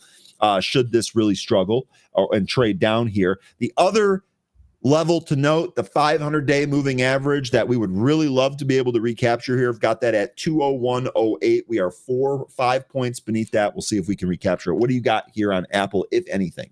13. I can provide some levels. Don't necessarily have a take on which direction we go, but 196 is a level I've had out here for a while. I'll just give you levels that I have beneath and above that. Beneath it, I have 188, 180, and 174. 174 in particular, because that has been a frequent support turn resistance level. If you just draw a line at 174 and you look to the left, you can see how much the price has had directional changing results. But just by interacting with this trend line, trading above it, trading beneath it, 174 is a important level for me, as is 165, the next level I have beneath it. 160 and 165 was where I was at buying this the last time it was there. And that could be another great add spot as well. But I think that it still has the potential of going lower. And I would like to see this, the situation with the trade war kind of shake out before I start going long Apple again. I feel like there could be some further headwinds for Apple if this tariff war continues to escalate. To the upside, though, from 196, I have the 500-day SMA, the 20-day SMA, and 207. Okay, really good stuff. Chris Forsman looking for Apple to get above 200 today. Possibly reject 201, but looking to 203. Now, we are less than a minute till we open up here, so I'm going to flip over to the main workspace. I know Palantir and ticker NU were tickers that the folks wanted to take a look at that we did not get to. We can get to those here. Let me clean the list up a little bit. Also, CHRO looks to be, at least here in the pre-market, looks like it might be getting ready to go here. The good news here, I have been kind of watching this in another window here. The good news here is that this is really holding above the VWAP here at 222. And we'll see if we can end up pushing away from this area. See if we can break out here. I would look for a 240 snap, and then you got that double top up there, 256. A little concerning on my chart because our VWAPs are a bit different. This one's showing me that these this past few 5-minute candles, and we're open, past few 5-minute candles have been suppressing VWAP. So hopefully that changes here out of the open, and we do get some of those buyers to step in. I do see there's a big amount of sellers at 244, so that's going to be at above VWAP.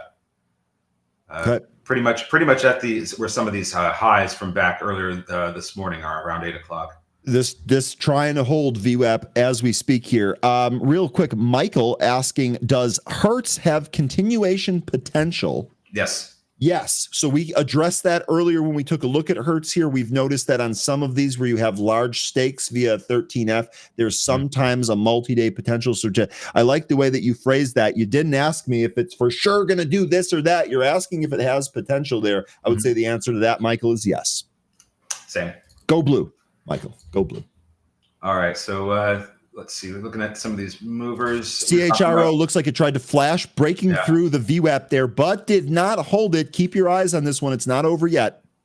STFU mentioning that AREC is going. That's another one that we covered. Yes, sir. This right through the VWAP, right up to that pre-market high area, which also was the after hours high or near that. 135 looks to be that spot on AREC. Yeah, we're looking for that one to get up to that top of that trend line. There was, let's see, SMX. That one went up to VWAP, and it's starting to weaken. So we may end up getting that head and shoulders we were talking about. If we don't, that's because the price broke through VWAP and started taking out some of these pre-market highs. But so I'm kind of just holding off on SMX for the time being. AREC, we're waiting for that one to get up to the 145, 150 area. CHRO, that one coming down. That broke the VWAP, CHRO. DXF, the China pump, I think that we called it. Looks like this is trying to curl up and take out that pre-market high. I'll tell you right now, I'm going to pass on DXF. If I miss a huge runner, I miss a huge runner, but this is not one that I want to mess around with here. Smoke Tuna reminding you that he's got Ackman on speed dial. Him and Ackman sometimes share a really nice bottle of French wine and discuss happenings here. Smoke Tuna gave the chat HTZ, a week ago, 2 weeks ago? I kid, Smoke Tuna. That was a really good call, though. Hertz losing its VWAP right now, but it's trying to recover. So potentially, yes, it could still go back up, but we're getting some weakness out of the gate after it ran up into the open. We do have the 65 EMA helping with support. If we do lose this that moving average, we have the 200 EMA on the 5-minute that's down at the pre-market low. Another piece of news here as CHRO continues to trade down here. Another piece of news that we didn't necessarily cover here yet today. Eli Lilly news on some of its weight loss drugs. Eli Lilly shares are trading higher after the company announced top-line phase 3 results from its Achieve 1 trial, which showed some drug with a ton of letters in there, demonstrated statistically significant efficacy results and a safety profile consistent with injectable GLP-1 medicines. Eli Lilly here did pop right out of the open, although it's come back in. This has me wondering what some of the other GLP-1 names are doing.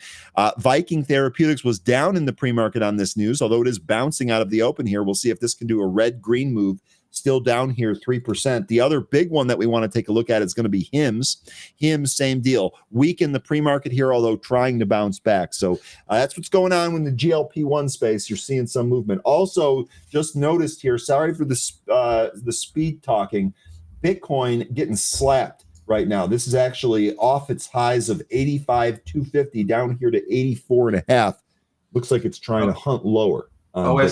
OST is on a tear right now. This is coming up to some consolidation from a couple of days ago, so we might start to see some resistance.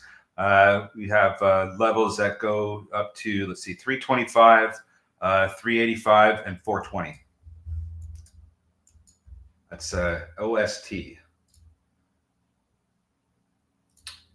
And what's going on with some of these other ones? Looks like SMX. Oh, gosh. That'd be amazing if we did get that resolution to the downside and make that head and shoulders happen. QURE, that's also coming down a bit here. Might go down to the 65 EMA, which I have at around 1150.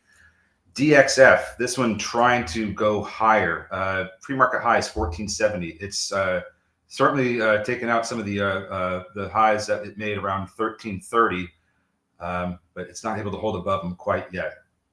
Also here, Archer was moving. I just had that on the screen. That's ACHR, Archer Aviation. This is one that we talk about a lot here. This ripping out of the open here. Ivan, appreciate you. Archer unveils plans for NYC air taxi network in partnership with United Airlines. We knew that, I felt like. Well, we knew it in the sense that United Airlines was going to be one of the big, not only stakeholders, but partners in bringing, in purchasing their aircraft and using them for transportation to, I believe it was JFK Airport from Manhattan. Here we go with AREC going right up to that area we were talking about. Boom. I'm too slow. Sorry with the profanity. I was just happy about it. But anyway, so yeah, we have known that with their involvement with United, but that is a bit of a new PR. But still great news either way. It's exactly what we want to hear if we're an investor in Archer. And there we go. There we go with AREC. Beautiful. Right to that 150. Yep. Trying to break above it. You know what I'm going to do here? I'm actually going to throw AREC on my other window. I can update you on the level 2. CHRO losing 2. That thing is really coming in.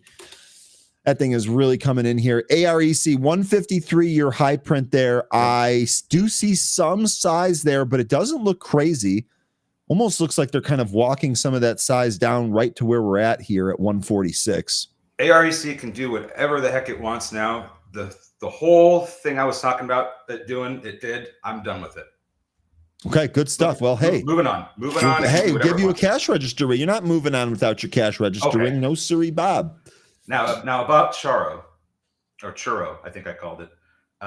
This one. I love churros, dude. Like I could go for a churro right now. I would almost appreciate you use the ticker. This one coming down to the 65 EMA. You may get some support down here where it could turn around. We'll see if that ends up happening. But yeah, not a great move out of the gate here for CHRO. Not at all. Mike, good morning.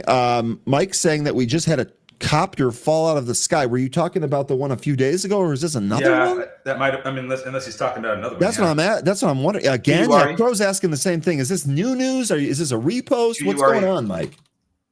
QURE is moving over its VWAP. It's starting to curl on the MACD. This could get going here. Keep an eye on it, or trade it how you're going to trade it. Yeah, this actually has a pretty good PR or catalyst, I guess, to say behind it. TGL also popped up to its VWAP. It's trying to hold above some of these other EMAs. If it can recapture VWAP, we'd be looking at a move over 460, and then after that, 490, which is the pre-market high. Yeah, 448 is what I got that VWAP at. Didn't quite get there. Okay, so you're talking about last week. Okay, Mike, I just wanted to make sure, just making sure that we keep track of it. And you're absolutely right, by the way. One is too much. Of course, we had the other one back at the DC airport not long ago. Good morning, Mike. But yeah, okay. Okay, we got to the bottom of that. What else? Nettie's talking about Fat N. That was a wild IPO. Oh, you know what? That's the one thing, and that's actually trading higher here today. The one other thing that I wanted to look at here, upcoming IPOs. So real quickly here are your IPOs scheduled to go today. All of these here, CHA, EDHL, and AIRO. Keep an eye on Hertz. And maybe CMND does try to turn around here. I don't know. TGL still flirting with its VWAP. But it looks like Hertz is trying to turn around here. We'll see what happens. Breaking news here. Mullen is down 8+%. You're kidding me. I'm not. Happy Synthetic Friday, Mike. I use that out of the open here. I use that one out of the open. By the way, AREC, this is going right back to the highs here. Remember, 153, your intraday high print there. We'll see if it's got some strength to take that out. I actually don't see a whole lot of size up here. There it is. There's some at 152. This might be a hidden order there at 152, 153. They did hit it, so it's real, but they didn't clear it out. CHRO is starting to put in some interesting bottom wicks. We may be seeing some early indications that this is trying to turn around. It is still above its 65 EMA. Wouldn't surprise me if we had one more 5-minute candle that still printed some lower lows, but it's certainly looking like it's trying to turn around here. Okay. Seeing a whole bunch of Tesla puts here. Market is slowly moving lower here. That should be good for the short. Indeed it is. QRE, next candle that's trying to hold above VWAP. See, churros back over $1 for the moment. $2, I think you meant. No, I'm sorry. Yeah, $2. I forget. That's Disney prices. Jay reminding us that Mullen might be trying to break a record for the most reverse splits ever, currently held by Dries, DRYS, Dry Ships. God, those were the days, man. What a piece of junk that was. What an absolute piece of junk that thing was. Hey, SPXL Directions bull shares showing up on the relative volume scanner. I guess that's notable here. We're getting more buying into the SPXL early. Yesterday, when the market really just kind of fell in the afternoon all day, we didn't have any of that. But we didn't have any of that buying interest early in the morning. We're seeing that here today. Maybe SPXL turns around here. That's interesting off the relative volume. What do you got? CHRO? Nope. SMX. Resolution of the Head and Shoulders. Here we go. Oh my, yeah. So we did. It's not as clean as I'd like to see here. 13. If we look at, it's just getting dirty. Yeah, that looks really good. Hey, you know what? I'm going to give you a 1-up. Chewbacca loves you right now because we talked about that one before the trade actually materialized. Here we go. Yep. I was not looking like a good chart. Didn't like it. Now here we are with a move right down to the 200 EMA. Maybe we get a bounce here. Could back test the neckline, which I think is going to be about $2 or maybe a little bit higher than that, like 205. But still think that SMX trends lower here with the way this price action is going. Go ahead. Ivan here is saying that per the inverse Kramer account, Trump is considering Jim Cramer to replace Powell as the Fed chair. That has got to be a joke and a troll because, yes, just stop it. It reminds me of the Michael Jordan meme. Stop it. Get help. Just stop it. Get help. Oh, man. You don't need to get help. We're just messing with you. By the way, QURE, this one's starting to curl up. We could. I'd rather have Powell. Yeah, I'd rather. Really get a move going with this. I think I would rather have Powell too. God, that's not even hard.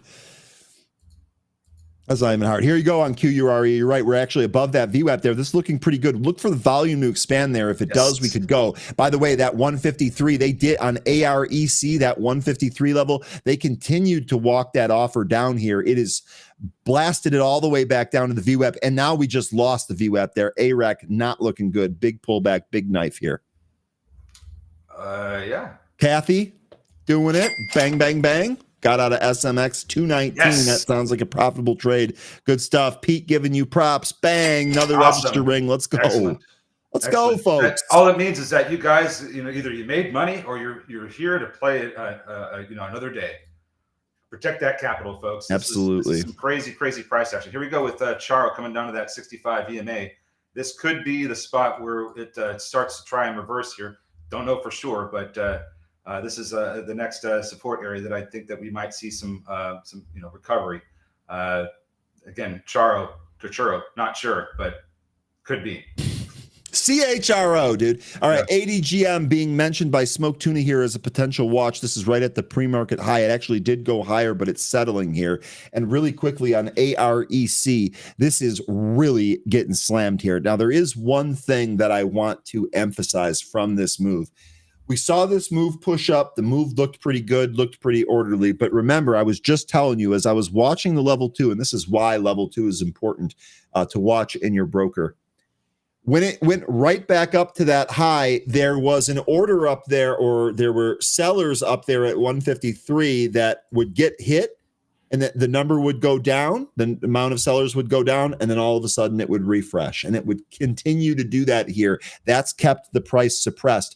When the price came off that high, you actually saw a chunk of that selling volume walk down the ladder, each cent here, or each, penny, if you will, and it blasted this all the way back down. So when you see a stock, especially one of these little junkier ones, trade up into a huge offer there, unable to take it, and you see that offer being refreshed, generally speaking, this is your neck move. This is what we're getting here on AREC. This is going to need to get rid of some of those sellers before this has any other type of up move. QURE still looking very interesting. I think this may have a move up through 14. It just needs a little bit more volume, but it's looking pretty good.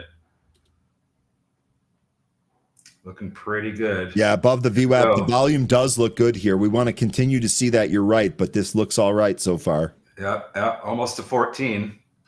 A little bit more, and there it is. Yeah. And look at this MACD starting to curl up here. Good sign. 1440 is the pre-market high. Not going to make any predictions on whether or not this takes that out or not, but to get that move through 14, that was pretty good. Real quickly here, what did I miss here? Caleb asking, can we look at NNOX? NNOX. This is Nano X limiting. Yeah, this ripping here, almost up 15% out of the open. Pretty decent volume here. Caleb, what's going on with this one? Also, keep an eye on TGL. I think this, if we get a little bit more volume expansion, it's going to try and take out VWAP. It's been hammering VWAP all for a good portion of pre-market and so far in the regular session. If we just get enough volume, this thing could get back up over 450. NNOX here, the catalyst moving this. Nano X Imaging gets FDA clearance for Nanox Arc X, a new multi-source digital tomosynthesis system. Well, I tell you what, there are some tongue twisters this morning, 13. Yeah. Nano X is actually looking pretty good here. Nice little catalyst, good volume.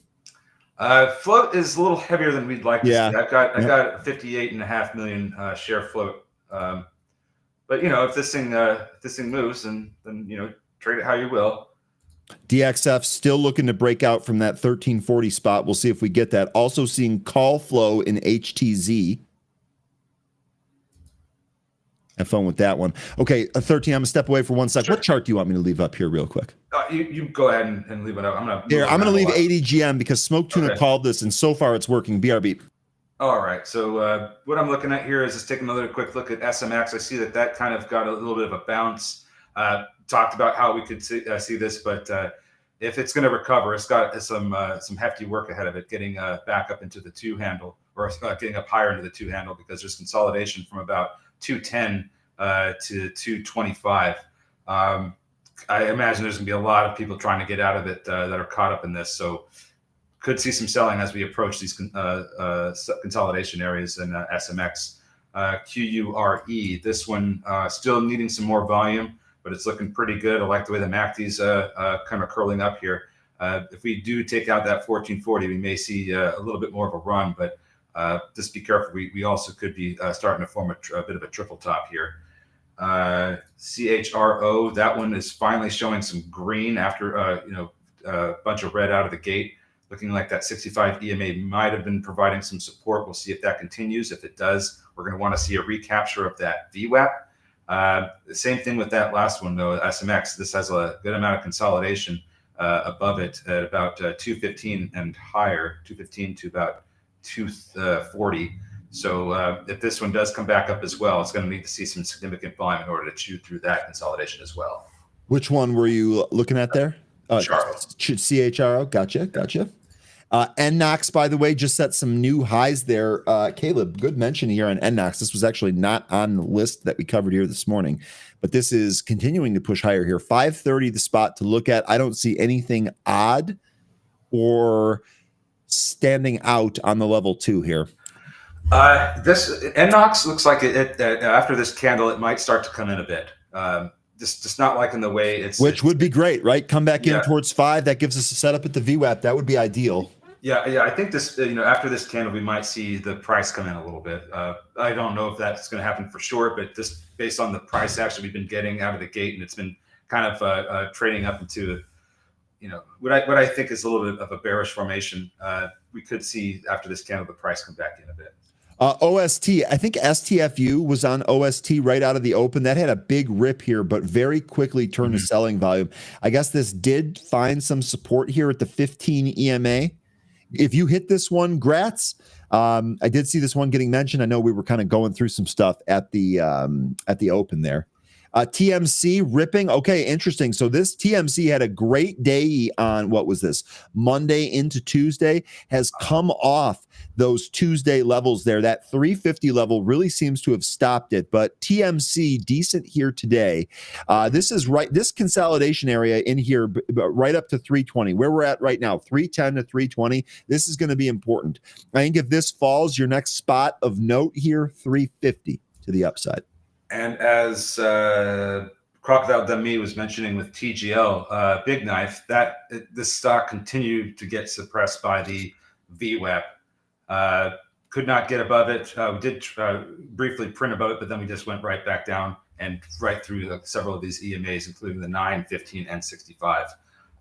Currently getting support down around the 385 level. There's a 200 EMA right beneath it. Currently looks like it's still in a bit of a downtrend. It wouldn't surprise me if this ended up testing the 200 EMA as well. HTZ still kind of holding in here. SMX, this is down at the 200. ADGM, Tuna's Call, still going for those highs. This ain't over yet here. CHRO bouncing off of that 65 EMA on the 5. I get those numbers mixed up there. Archer, which we talked about earlier, next leg higher here on Archer, did take out 747. DXF, the China pump, that is trying to tap the pre-market high of 1479. Almost got there with the high of 1450, but it went up there. Next candle is reversing. And now we're coming right back down to where the consolidation from the pre-market is, as well as the VWAP. It's starting to get some wild price action here. So if this does come back up and take out 1479, maybe it goes on a run. I don't know where it's going to end up, but this is kind of how these junky China pump names work. They just move to wherever it wants to go for virtually no reason, and that's the day. So let's see if we end up getting that. Right now, with these past two candles, it could end up being a reversal. Bearish tweezer formation, but let's just see what happens with this 5-minute candle. We still have more than halfway left to go before it closes. Okay, UNH tried to bounce a little bit here, but has since rolled over. We're right back where we consolidated here in the pre-market. The level to watch here is going to be 460 on UNH if this can break and go lower. Someone's going to need to do a wellness check on Steve Weiss if that's the case. Got to make sure he's okay. Dust here that we talked about some of these ETFs for the gold-related ETFs, both to gold and the miners. Dust here also on the relative volume scanner. Looks like that's getting plenty of attention. ADGM, look at Tuna. Oh, nice. He has been calling this Tuna. This is one of the better calls here in a long time. You were on this early. This thing is set up. It did not trigger yet. This was really good. This into an upside halt here, 184 ADGM. Good stuff, Tuna. We missed you, man. We love having you here. Let's take a look and see what this. Okay, so wow, if this continues with this momentum, looks like 240 could be a level, and then 330. Hertz, meanwhile, that one was looking like it was going to lose the 65 EMA. We had a nasty move down through VWAP and that EMA, but trying to recover. I don't know, how when this could continue to go on the next run or test the $9 high it made yesterday in the after hours, but might need a little bit more time here. It's encouraging to see that continue to hold up with the 65 EMA, but I think if we lose that, then probably going to end up going down under 7. Or closer to 6. A CHRO is continuing to bounce here. JJ seeing why Steve Weiss. JJ, yesterday on halftime report prior to the earnings report, Steve Weiss was saying how overweight he is in healthcare. And I believe he said that UNH was his biggest position. That's what I'm remembering. Give me some grace here if I'm wrong on that. I'll see if I can go back and find that. But that's why I mentioned it. I'm not cheerleading for anybody to lose money, especially him. But yeah, he said that yesterday, and UNH is getting blasted here today. I mean, just blasted. Stock's down 19%, down over 100 points. Looks like CHRO is trying to come back up. We still do have that pre-market consolidation, that sideways price action. 219 is the spot on this one. Yeah, so just keep an eye on that. We're going to need to get some good volume in this stock in order to break through that whole level here. Won't say it's impossible, though. It certainly could happen, and there's certainly getting some more upside price action right now. Let's see what ends up happening here.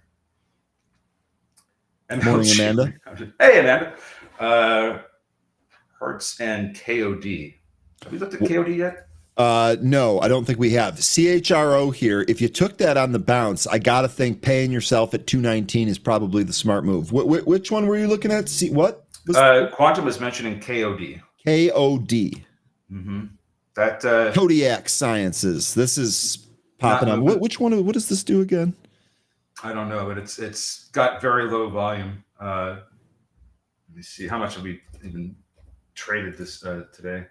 It is novel therapeutics to treat high prevalence retinal diseases. You know what? I think we looked at KOD when we were first digging through the iPoint thesis back in 2023. I think. Because I do recall this ticker, but I can't place it exactly. Now, it is getting some movement, but look at the amount of volume that we've traded here today. 35,000 shares. This thing is not going to, you might not get your orders filled, basically. Yeah, and that's actually why it's not appearing on my scanner, because it just does not have the volume in order to do that yet. Mira, by the way, we talk about this a lot. This was one of the big movers yesterday. Look where this is. This is down another 16% after spending all day coming back in. Again, we were talking with Ed earlier, who was reminding that these ETFs that we trade and talk about a lot are only short-term vehicles to trade. Please keep in mind, some of these movers behave exactly the same. Just get your money and get out. How much time is left on ADGM? Is it the halt? I don't know. Sorry. Let me try and figure that out. I'm just curious because if that's going to halt soon, just make sure we're all paying attention if we're going to trade this one. I'm not going to try and grab the halt here, but halted at 9:52. So if it's a 5-minute one that opens in that's 9:52. Yeah. If it's a 5-minute halt, it opens in less than 30 seconds here. If it's a 10-minute halt, we got another 5 minutes. Okay. Let's see. How many halts we had today? I'm just kind of wondering if that was this first or second halt. This to me looks like it was the second. Okay, so that might not be 5 minutes then.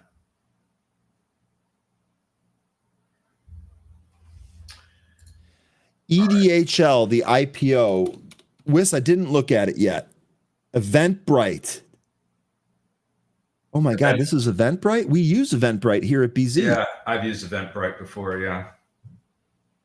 So I don't understand the business model other than companies. What I will say, though. The ticket seller. Yeah, but here's the thing. Like, I've actually used this from the side of the vendor, right? So I've worked events for Benzinga where we use Eventbrite. Here's what I'll say about this. It is extremely easy to use across multiple computers and platforms. And it does like looking stuff up, getting people checked in, the whole 9 yards. I don't know about some of the other ancillary things that Eventbrite does, but you can basically train a monkey to use this correctly. That's how easy to use it is. So my thoughts on it, Wiss. How many I know we've scaled back our events a little bit, but I'm not sure if that was specific to us or an industry thing. I would imagine. Sorry, go ahead. AREC. I would imagine that this has to do with how many total events, right? Because they've got to. Wiss, I don't know, man. I don't know. I initially I want to say that this is probably pretty good. I just don't know how the event business is doing. I don't have a great line on that at the moment. I've bought ticks. So thinking about it, I've never done that. How is the ticket buying experience off of Eventbrite? My experience has been the site will lag and it's essentially a DDoS attack whenever tickets go on sale. That's been my experience. Okay. A majority of events that I look at use it. That's interesting. That seems it's probably got some good market penetration then, Wiz. I think I am a little, I want to see how it trades at least. I don't know that I'm going to buy it right out of the open, but I do want to see how it trades. Oh, by the way, really quickly here, we got asked, this was a direct, let me see, is there something going on here? CHRO? CHRO went back. God, how glad are you folks that we said lighten this at the VWAP? Yeah. So that happened. And also the other one I was talking about, AREC, right back up to the trend line again. Not sure if we're going to get a rejection or not, but I see a lot of sellers between 150 and 160. Okay. Hertz Ackman TMC also owns Uber. Sorry to interrupt you, but TMC just started moving again after a bounce off VWAP. And what else? Yeah, you keep it in your phone for entry. Yeah, Pete saying Eventbrite can be glitchy. Okay. STFU, what is with the spam today, dude? What has gotten into you? We're all excited. We're all excited. Well, we are all excited. That's true. And I guess it's hard to not be excited on a synthetic Friday. Get an extra day here on the weekend. Yeah. Easter holiday. I can understand it. I can see it. Netflix, which was pretty interesting. This is one that we've talked about quite a bit here recently. Netflix really sold off out of the open right back to where it was here. This thing, I think adding on dips, this is probably a really good idea. I think that this is flashing a breakout through 1,000. I think this is going to try and break out through 1,000 here. SMX continuing lower. It is going through another bounce, trying to get back up to the 200 EMA, but it still looks like we are going to see some more downside. They sell your data, and that's probably profitable. That's Eventbrite, by the way. That's not a bad plan. Looks like Clearmind and Treasure Global, CMMD and TGL, they're trying to recover, but I don't know if they're going to be able to. This kind of looks like they're trying to get back up there. AREC still not able to get back above that trend line we drew. Wells Fargo having a decent day, seeing some call flow in Wells Fargo. Didn't that excuse me, put flow. I beg your pardon. Oh, I was going to say, didn't that kind of get hammered yesterday? Yeah, I mean, it traded down with the market at the end there, but okay. Yeah, Amanda, why didn't you go to Green Bay for the draft? I was at the draft last year when it was in Detroit, and I'll tell you something, it was awesome. Walked 20-some thousand steps. Really, really well done. Got to imagine it's going to be pretty good. Lambeau Field is generally more intimate in terms of its relationship with the town. I got to imagine that's going to be a pretty good event. ADGM is open and higher. God, Smoke Tuna, what a massive winner. Smoke Tuna with the call of the day here today. Oh, yeah. Just showing up, making calls. That was a good one. I should have taken this Tuna. I should have been a little bit more aggressive on some of these littler names here. Oh, well, I actually thought we were going to sell off today, and it was going to set up me buying one of the TQQQ or SOXL ETFs. OST is coming down to some pre-market levels. Looks like 205 is next. Because cold? You're from northern Michigan, and it's April. You should be able to shake that off like Taylor Swift. Come on. TMC coming back up to the 310 high from this morning. CMND, WISA CMND might be bouncing here. How are we doing on some of those bigger stocks? How's American Express doing? Did it turn around? Okay, so it's still chopping around, Danny. You know, Pete, one of the things that you were saying earlier, I would have expected this higher too on that report. I thought that report was pretty good.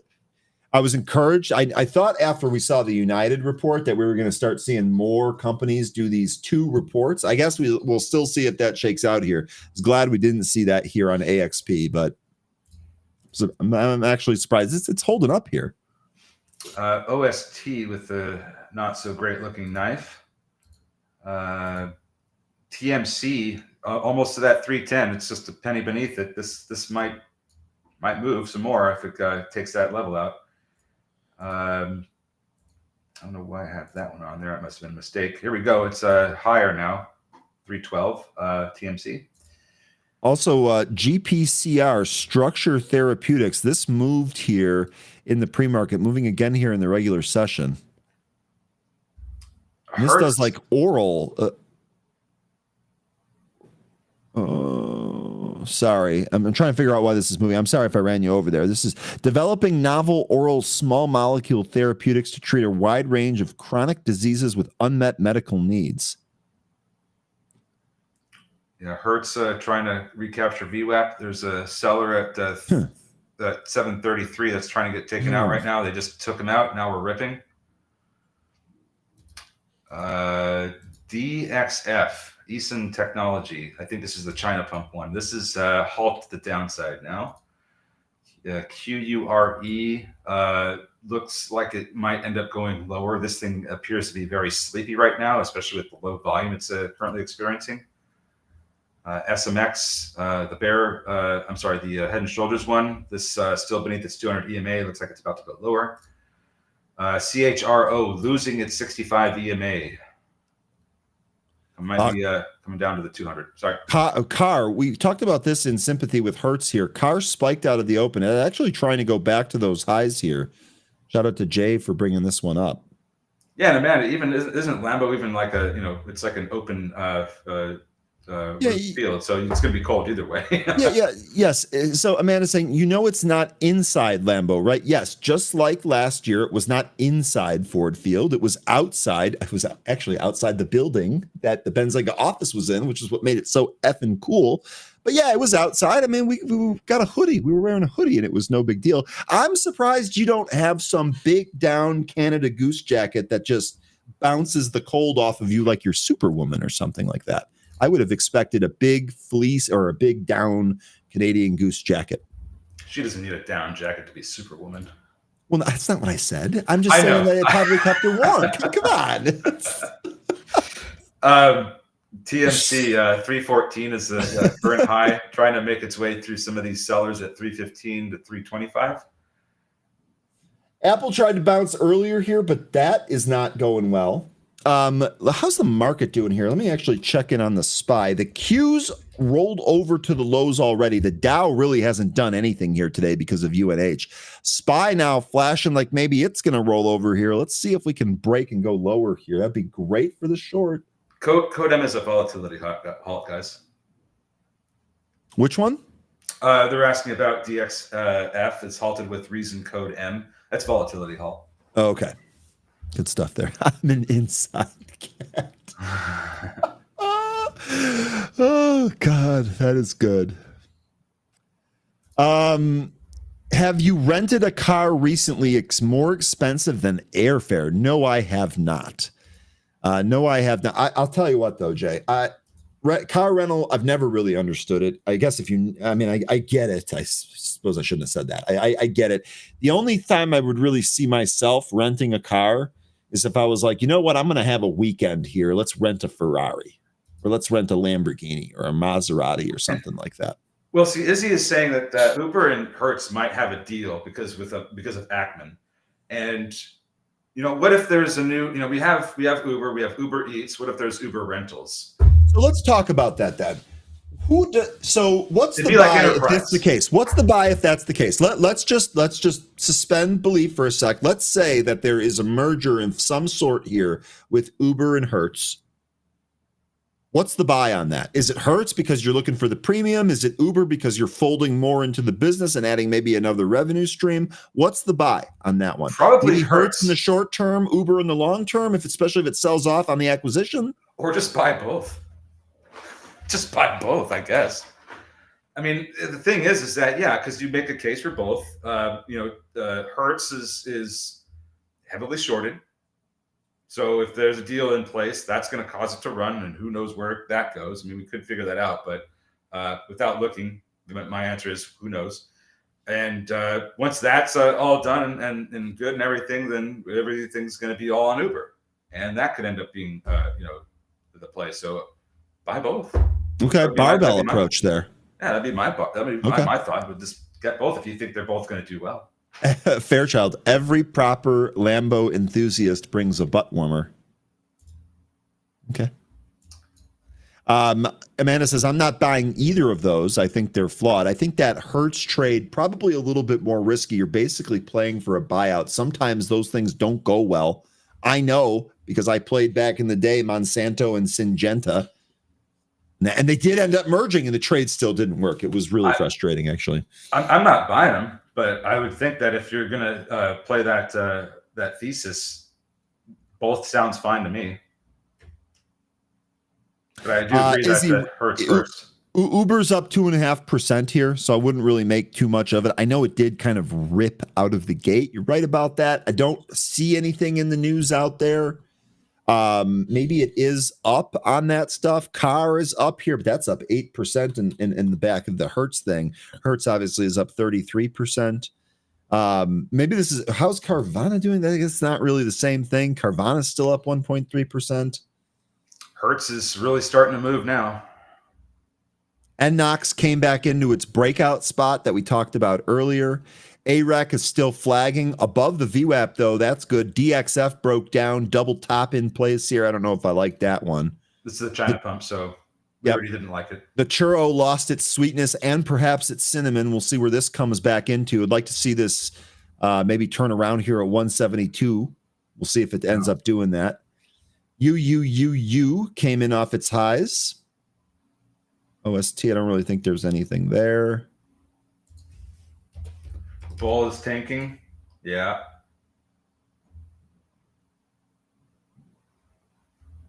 I wanted to check Rivian. We took a short there yesterday on that options. Okay, Rivian's about flat.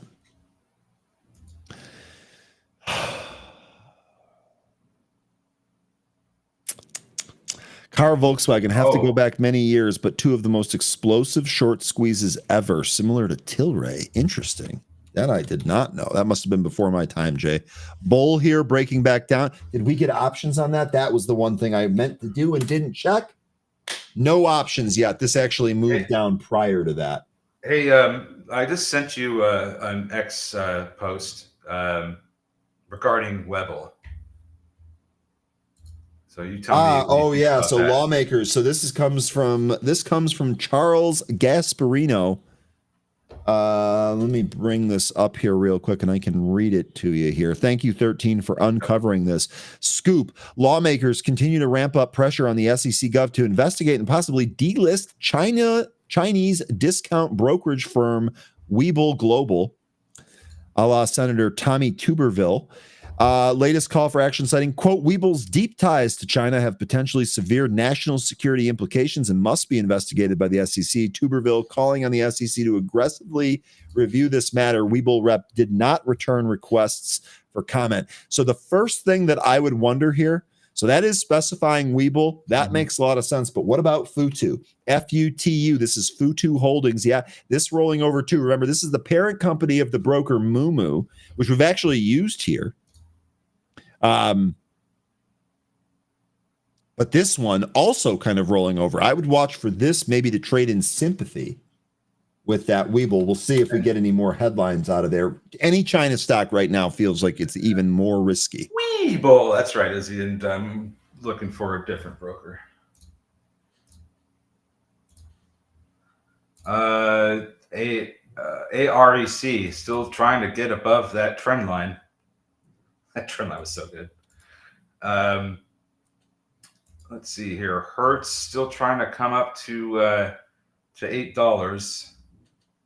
Looks like Charo's trying to recover, but volume is not looking great.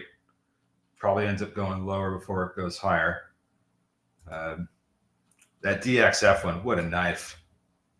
What a knife that was. That's pretty much back down to where the consolidation was from after hours yesterday.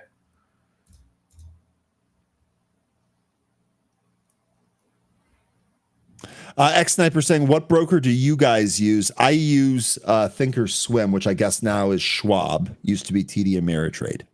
I use Webull, but I started using this before it was picked up by the Chinese company. So now I'm looking for another broker. No, seriously. Yeah, I mean, I if they're gonna float getting rid of it, let me ask you: are there any features that you're used to or just really, really enjoy that are must-haves in your next broker? Price ladder. Okay. That's you're going to see that in a lot of these. In a lot of them, yeah. I think TC2000 has something similar to that. Mitch, I think, used that. I don't think that I'll get anything in the next broker that I'd be missing from here. So got it. I'm not worried about it. I'm looking at interactive brokers, but yeah, I haven't made a decision yet, but I will. Amanda, I moved to Tasty Trade. I've heard great things about Tasty Trade, but I never actually used that myself. Tony's asking, who was it? Taylor Green. So we actually did have a story here. It looks like Green bought Apple, Amazon, Nvidia, Qualcomm, Nike, and Lululemon. So those are the recent buys, at least that I have here. This story is on the back of stopping folks in Congress from stock trading, which I got to say I agree with. Yeah, Ray, I was at TradeStation too. I had problems with TradeStation. That's why I kind of left it and went to Webull or Webull, whatever you want to call it. Yeah. Gary saying I have IBKR too. It's so. I hear that too. Okay. Yeah, so I'm be a good trader. You don't need all the fancy stuff. Smoke Tuna bringing everyone back down to earth a little bit here. I guess that's kind of my point. Like a lot of these brokerages are going to have all the same things that I use. So I'm not looking to, get super fancy either. I just want to see, my time and sales. I want to see, order book. I want to see my price ladder. And those are all things that are available in most of these brokerages. And that's all I really need. Yeah, Jane, the guy that is Tasty Trade. Oh God, what is his name? He's awesome too. And he always wears like the backwards beret. He did build Thinkorswim. You're right on that one. Can't remember his name though. That's bothering me. AREC finally popped over that trend line. 159 is the high. Tony asking, do we think she's right? I don't know if she's right. I gotta say, I lump all of the people in Congress into the same bucket. It seems to me that they all have information that we don't have, or they have information early that we don't have. Do I think she's right on these buys? These are all quality companies, so I think the time horizon is really the most important. Like, if we give this enough time, I think she's going to make money on these. I mean, Apple, Nvidia, Amazon, Lulu, Nike, Qualcomm, those are quality companies that I think are going to be higher when the little disturbance is over. Who's this? Marjorie Taylor Greene. Tony was asking something specific. I don't remember, Tony, where that started from, what stock started that discussion, but I do remember going over the news story about some of her recent buys. So I thought that I would mention that. I've looked at when she's been buying stocks. I mean, it didn't surprise me that she was picking some up when they were down like this. But if you look back to when she's been buying stocks, she's actually pretty horrible at it. She buys the tops of recoveries, which is kind of weird to me. I mean, she's doing the same thing where she's like kind of averaging in, but I don't think I'd be averaging in the spots that she's taking these positions at. It's because she's before her most recent buy, she was completely underwater. Okay. Tony goes on to say she's wrong. So there you go. So I don't know. Well, I guess, like I said, I like all of those companies that she mentioned long term, but 13, I think I'm probably with you. I'm not sure why buying them here today is the right way to go. With that, Tom Sosnoff, thank you guys. By the way, check him out if you haven't. He's good. He's really good. Jane saying Tom Sosnoff is a genius in my humble opinion. He is an extremely bright man. Yes, and I love Thinkorswim. So him being the brainchild of that's a positive in my book. Market here continuing to roll over 526 on the SPY as we might push lower here. Let's take a look and see what that looks like on my chart, because that might be just like yesterday. Man, that was such a good indicator of when to pick up the TQQQ, going right down to that 15% correction area. Yeah. Okay. And then so maybe we're looking at, so here you go. So TQQQ may be setting up for the day trade here. Mm-hmm. We are only 40 cents away from the VWAP there. Yeah. Now, if you look to the left and the price action from yesterday, there's a consolidation area in the after hours from about like just under 425. Like, let's say it's like where the previous all-time high was of 424 and 61 cents. Pretty much from there to right where the price is about at right now, like 426.50. That's a consolidation area that we could see the reversal happen right in that area. But if not, then it's going to probably be lower down to where we bounced yesterday. But I would think that we do get some support from this consolidation area in the after hours yesterday. Okay. Real quick here, just cleaning some of this stuff up. Izzy, Ryan, your girl is on CNBC. Elizabeth Warren, LOL. You are riding dangerously close on a pimp snap here, Izzy. Yeah, let's not get banned here. I like you. I'm kid, of course. It's one of the reasons I haven't even looked at the TV because it's worthless.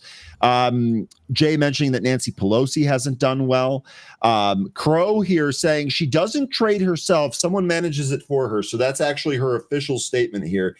And the other thing here, the reality of this is that they all say this. So frankly, someone on one side versus the other, I'm going to lump them into the same category. Pelosi says the same thing, right? They have someone else manage it. They're all going to say that. That's the scale. I don't know if there's anything we can take away from that. Despite her saying that, I tend to just look right through that. They know, right? And it doesn't matter who it is. It doesn't matter what name or what letter is in front of it. They know. I'm not sure. They still made the decision to hire the person, so it still speaks to their decision making.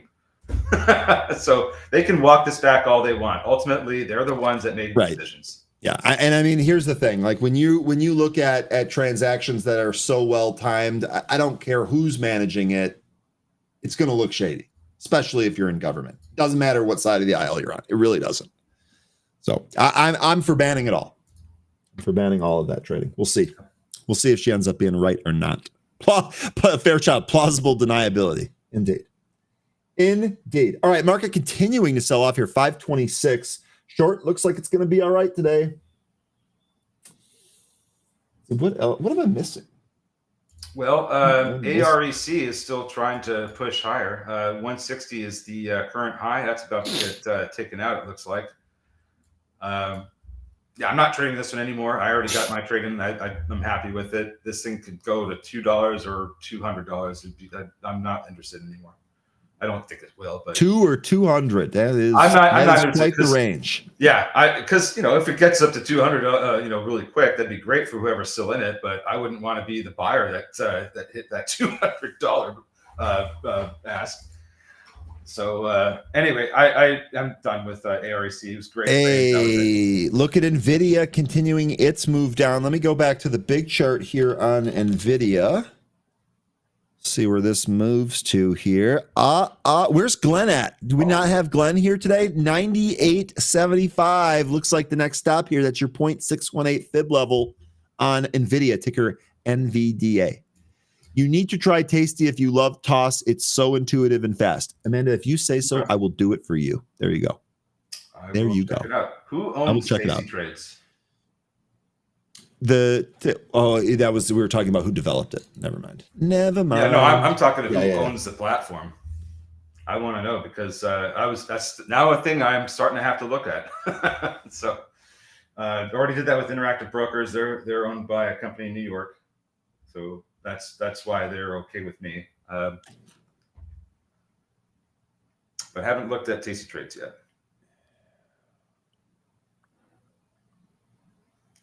Tasty Trade was formerly known as Tasty Works. Yeah, I don't know. But hey, look, if you guys are giving it good reports, I trust you. Yes, AREC, right back down. There's Glenn. There he is. Let's go, Glenn. And Amanda reminding us that we called this on NVIDIA yesterday. Where's Lion? I haven't seen Lion today. You know what? Didn't Lion say he was going on a hike with his son yesterday? That's Hopefully right. They made it back. They didn't run into any bears or dire wolves. Some people's Easter vacations or big long weekend is beginning today. I can't blame him. And look, I'm not going to lie, folks. I was a tad jealous when he said he was going on a hike. I was like, man, I wish I could go on a hike today. So, anyway, hopefully it made it. Churro is coming back up to Disneyland prices, approaching $2. I'm just kidding. I know that they're really $5. Disneyland. Oh, wait. Do you be talking about how much the churros cost in Disneyland? Got it. Yes. Yeah. Wouldn't know. Wouldn't know. The last time I went to Disney, what is it? Which one is in Florida, Orlando? Disney World? Okay. So the last time I went there, I think I was 14 years old. I don't remember how old I was. Over 2 decades ago. Yeah, I don't remember how old I was when I went there last and saw Epcot and all that. Oh, look at this. Smoked Tuna is going to make his first brisket. Yeah. There we go. There we go. What are you smoking it on? I don't even know if he's smoking it. I'm cooking mine in the oven, by the way. I don't have a smoker. Yeah, here we just basically use a binder and then salt and pepper. That's usually all it is. S&P, baby.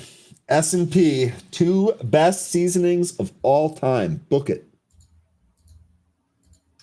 And then we just kind of mix that with apple juice every half hour to an hour.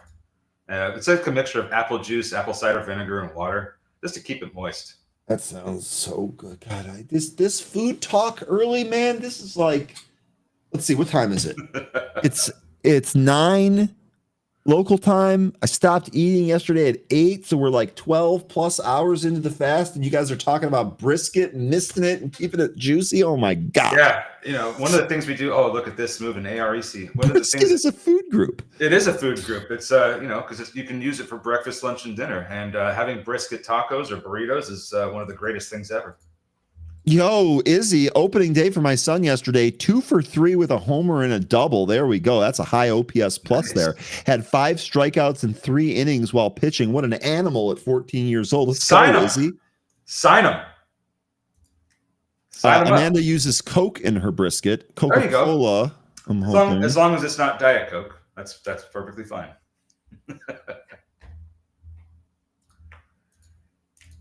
Let's see here. Yeah, it's kind of waiting for some of these to do something. We're almost at 10:30, so the volume is going to end up drying up here pretty soon as folks step away from their desks to go have a brunch or lunch. Rich, I feel you, dude. Rich, I'm with you. I'm going to stop. If they keep going, I can't control them, but I'm with you, man. I'm going to stop. Dustin's asking, did you get into CHRO earlier? I didn't trade this one. I didn't feel great about this. There was a pretty decent pop that it looked like some of our chatters hit, but I did not. Yeah, I hit the that pop off the 65 EMA up to VWAP. That was one of them. Not sure if we're going to get. We might get back up to VWAP here on this next one, though, but not sure about that. If we do get back up to VWAP, that would probably be another decent area to exit again. I just don't know what's going to happen with this one. It hasn't been trading that great all morning, but if we do get the MACD to finally cross, we could see this go on a bit of a run. We're seeing some more Direxion ETFs pop up on the list here. We're also seeing a market weaken here. It might go retest yesterday's intraday lows. Kind of oh my goodness, I'm sorry, excuse me. We kind of anticipated this with the 3-day weekend coming up here. Here are the lows that I was talking about yesterday. 520.57, 13. I know you were looking at 521.25 yesterday for the 15% pullback level. Looks like we might retest some of those levels here today. Wouldn't be shocked. Dow at the lows, NASDAQ at the lows, SPY at the lows. Giddy up. Yeah, we have the previous all-time high at 524.61. Beneath that is a 15% correction level at 521.25. Then we've got a little bit of a space there before we start hitting some other previous levels or some other levels that I have marked off here. These aren't previous all-time highs, but I am liking the 515.50 level and the 512 level as well. More breaking news here, sports related though. After 38 years, the legendary Lee Corso will be retiring from College Game Day. That show will not be the same. His last appearance will be week 1 of the 2025 season. Bull, I would not keep my money in a Chinese co. What if we go to war and then they freeze U.S. accounts? Not sure if that's possible if funds are held in the U.S. or China. So I don't know about that. I will say that I don't think that's going to happen. I still believe that cooler heads are going to prevail. However, look, I'm not going to tell you what to do with your money. And if you were worried about something like that, I think the good news about this is you got plenty of other options to move that. Second part of your question is a good one. Are the funds held in the U.S. or China? I don't know. Do you know, 13? Depending on the brokerage, I would assume. Well, for Webull is what he's talking about. I don't know. Yeah, see, I don't know some of that off the top of my hand, Webcoin, but just saying. Let's check in on UNH. You guys are mentioning Humana too, which I'm sure is getting smacked. Wow, UNH did return to those lows. Actually, did it take those out? No, not quite. It has already tested the pre-market lows once. What does Humana look like here? And let me ask you, okay, so Humana's coming back. So interesting. So damn, I should have been on this a little bit earlier. I was just thinking to myself, with Humana trading down in sympathy with UNH and UNH's problem being predominantly on its own, is Humana a buy here? I'm late on that. Answer clearly was yes for a trade here today.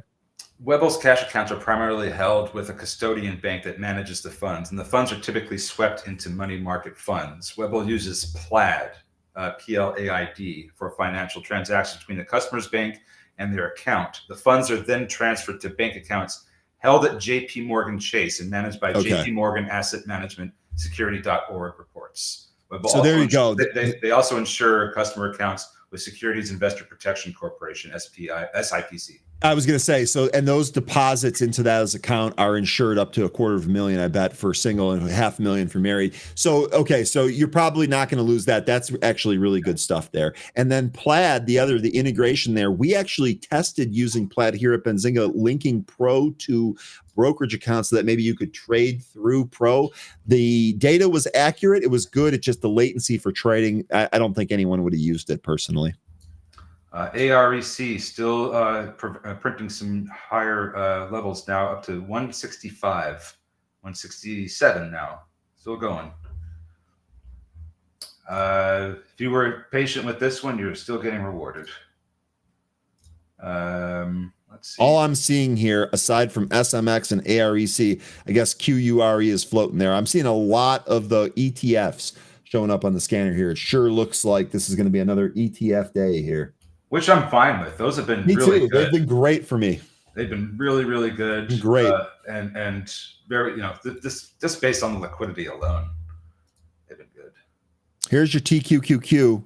We are now $1 beneath the VWAP. I think another 50 cents here. I might take a stab at this. 44.25, depending on where that VWAP is. It was more a moment ago when it went to 44.42. That was like a dollar, almost $1.20. Yeah. Okay. So that's pretty close. I'd like to see about $1.50 here. Yeah. So we could, if you're looking to do a TQQ trade, we're really getting close. If not, maybe in an area where nibbling might be okay. But yeah, because with some of these, you might not actually hit the bottom, so you're right there on the nibbling call. Scaling into them might be worth it. Yeah, Fairchild, 245% tariff on China. That was yesterday's news. That already happened. Pete's right there. That's already in effect. DXF, the junk China name, that's trying to recover after recapturing the 65 EMA. It may come back up to VWAP, but I think it could get rejected after that. We'll see. Hertz sideways. NVIDIA looks like it's going to test 100 crack. Sorry, 13. Yeah, and thinking about it, that's I kind of want to get out of this brokerage. Looks like Churro is still trying to come back here, looking for $2. Now remember, the last time we saw this, we watched it get rejected after that after it bounced a little bit. So I'd keep that on your radar. And then we have CMND, Clearmind. That's having a nice move too. The MACD also looking pretty good. This may get up to VWAP. Don't know what's going to happen after that. We still have the trend line with this one. So if it does get over VWAP, that trend line is going to be the next area of resistance. It's looking like we may end up getting another move up to VWAP with Churro. What's TQQQ doing? Because this kind of move in the TQQQ where it just multiple. What happened with Trade Desk? Oh, did this drop or what? No, this is spiking on volume right now. What happened here? Maybe on. I mean, here's a guess. The news that Webull might get shut down. Just a guess. Let's see here. Target. So Morgan Stanley with a price target lowering. Truist with the price target lowering. Morgan Stanley thinks it's worth 60. Truist thinks it's worth 95. Both of those values are higher than where the price is right now. And this, so we were talking about finding a bottom here on the trade desk. Maybe we finally found it. Maybe the bottom is in here. So again, using interesting, using Mark Petrino's trend line here. Remember, we had talked about having a setup and a trigger. And when we looked at the trade desk, we talked about the trigger being the actual break of the trend. Well, that little spike took us above the trend line. You might be able to take a stab at this if we get a close above this trend line.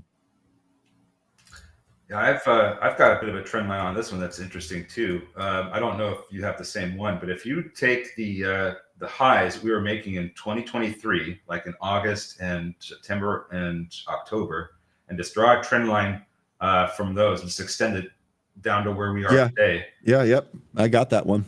That was the trend line I was looking at. And it bounced off that. Really nice bounce off it, yeah. I think the bottom might be in here. It very well could. And I think this was the trend line I was looking at when we were talking about where's the bottom going to be on this. And I was like, it may still have some more room down to go.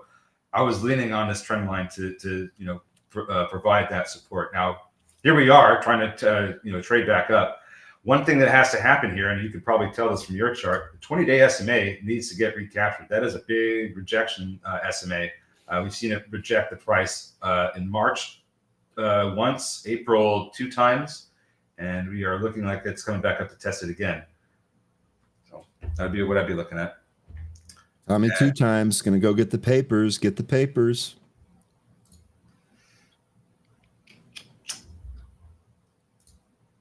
Okay, and then okay, Chris, looking like you're taking TQQQ there. You're starting to scale in here on TQQQ. They've really sent this thing down. $1.10. Yeah, they really $1.10 away. I agree. Churro does need volume. that needs the volume to get at least back up to VWAP. They'll need even more if it's going to break through.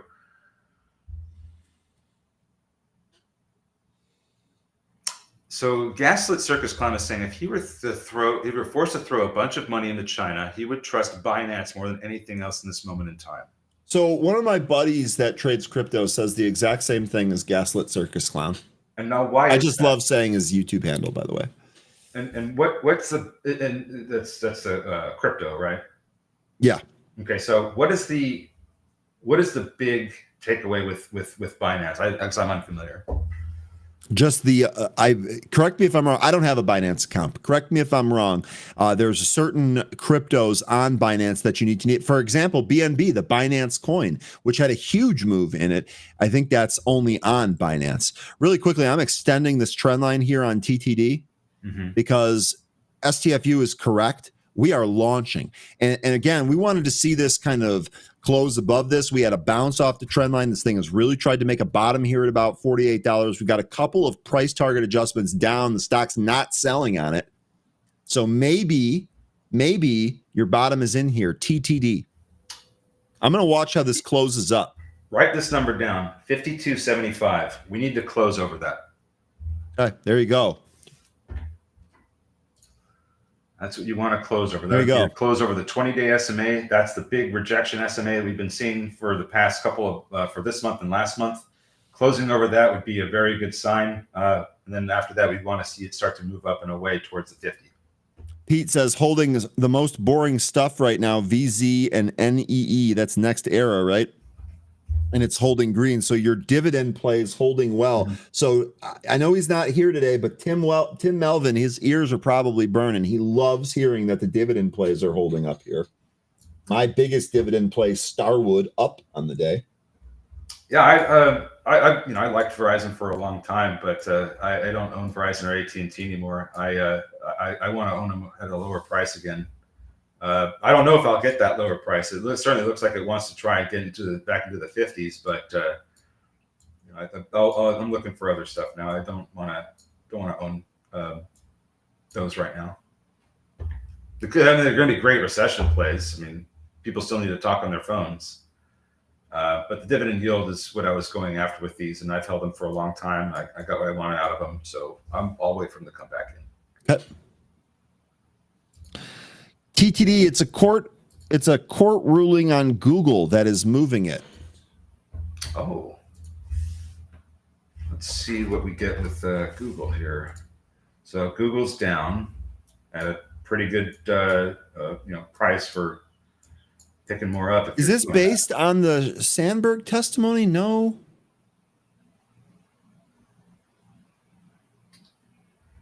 I don't even see that court ruling. So this is Google faces a mammoth 6.6 billion UK class action lawsuit over reported ad price inflation, market abuse. Got it. Here we go. Thank you, Clarence.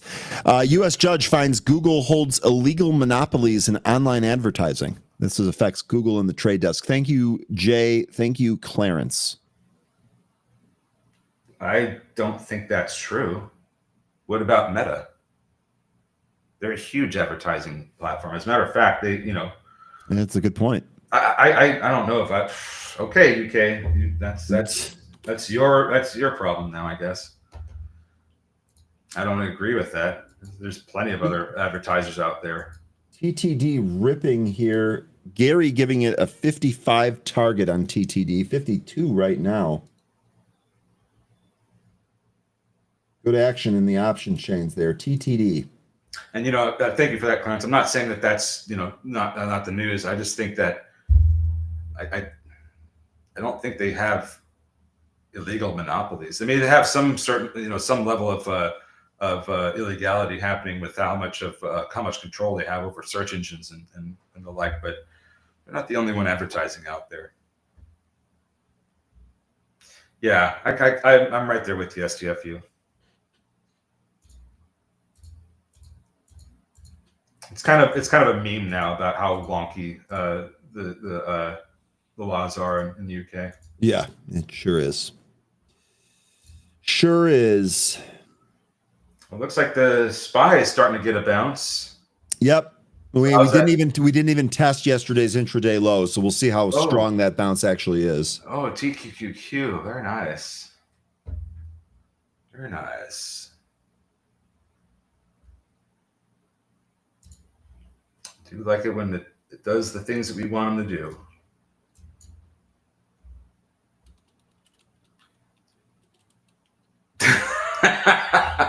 Yeah, those crazy levels. Half the time they work every time. No, I'm just kidding.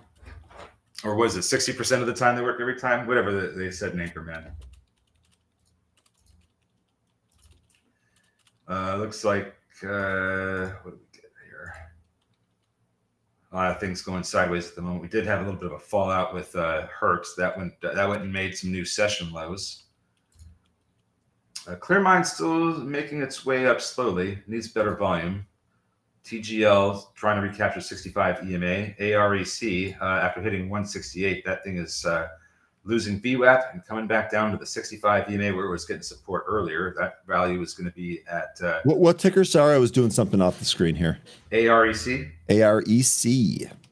That's coming down to the 65 EMA, which the value is 126. So maybe there's a bounce there, but MACD is showing that we've just crossed to the downside. It could be a more pronounced drop than this.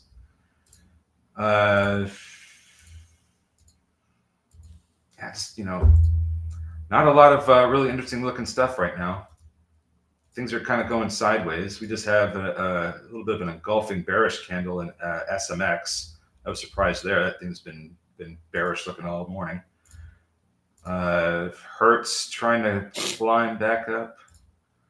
Man, it's that time, folks are stepping away from their desks. They're already talking about all the fun they had trading some of these names, and they won't be back until after they're done eating. So what can we look at now? What's happening over by Uber? Oh, well, it's we were talking about that earlier with some kind of potential deal with Hertz. Ackman's invested in both of them, so we're thinking that or Izzy was telling us he's thinking there may be some kind of a deal there. But there's the only headlines for Uber today is some word out of the CEO saying that there's 2 college courses for absolutely necessary for C-suite aspiring leaders. I don't know why Uber is necessarily moving, but we did link that Ackman has a stake in Uber just as he does with Hertz. So could be something happening there. Okay. Got 15 minutes left here. Big poll on TTD. Amanda Gibbons saying gold is super overextended. What are you guys doing with gold right now? So I brought this up in Happy Hour yesterday about how I thought gold was really extended. And we were talking about these leveraged ETFs like DULL and its opposite SHNY. Those are like triple leveraged, and how they've just been on these massive runs. And when you look at a gold chart, just the asset itself, you can see how much of a huge run that's been on. Same thing with the gold silver ratio. It's just it's been going crazy. I think it's going to be a really good short at some point. Not a super good, amazing short, because gold seems to not come back all the way down to where it started. It usually stops and goes sideways for a little bit before it goes higher. But I think this has been a really extended move. It's a very overcrowded move. There's a lot of investors in gold right now. I think that that we're going to see a drop in gold at some point soon, maybe after we hit 3,500. So I think 3,500 is definitely going to be a price we could end up seeing before the end of this quarter.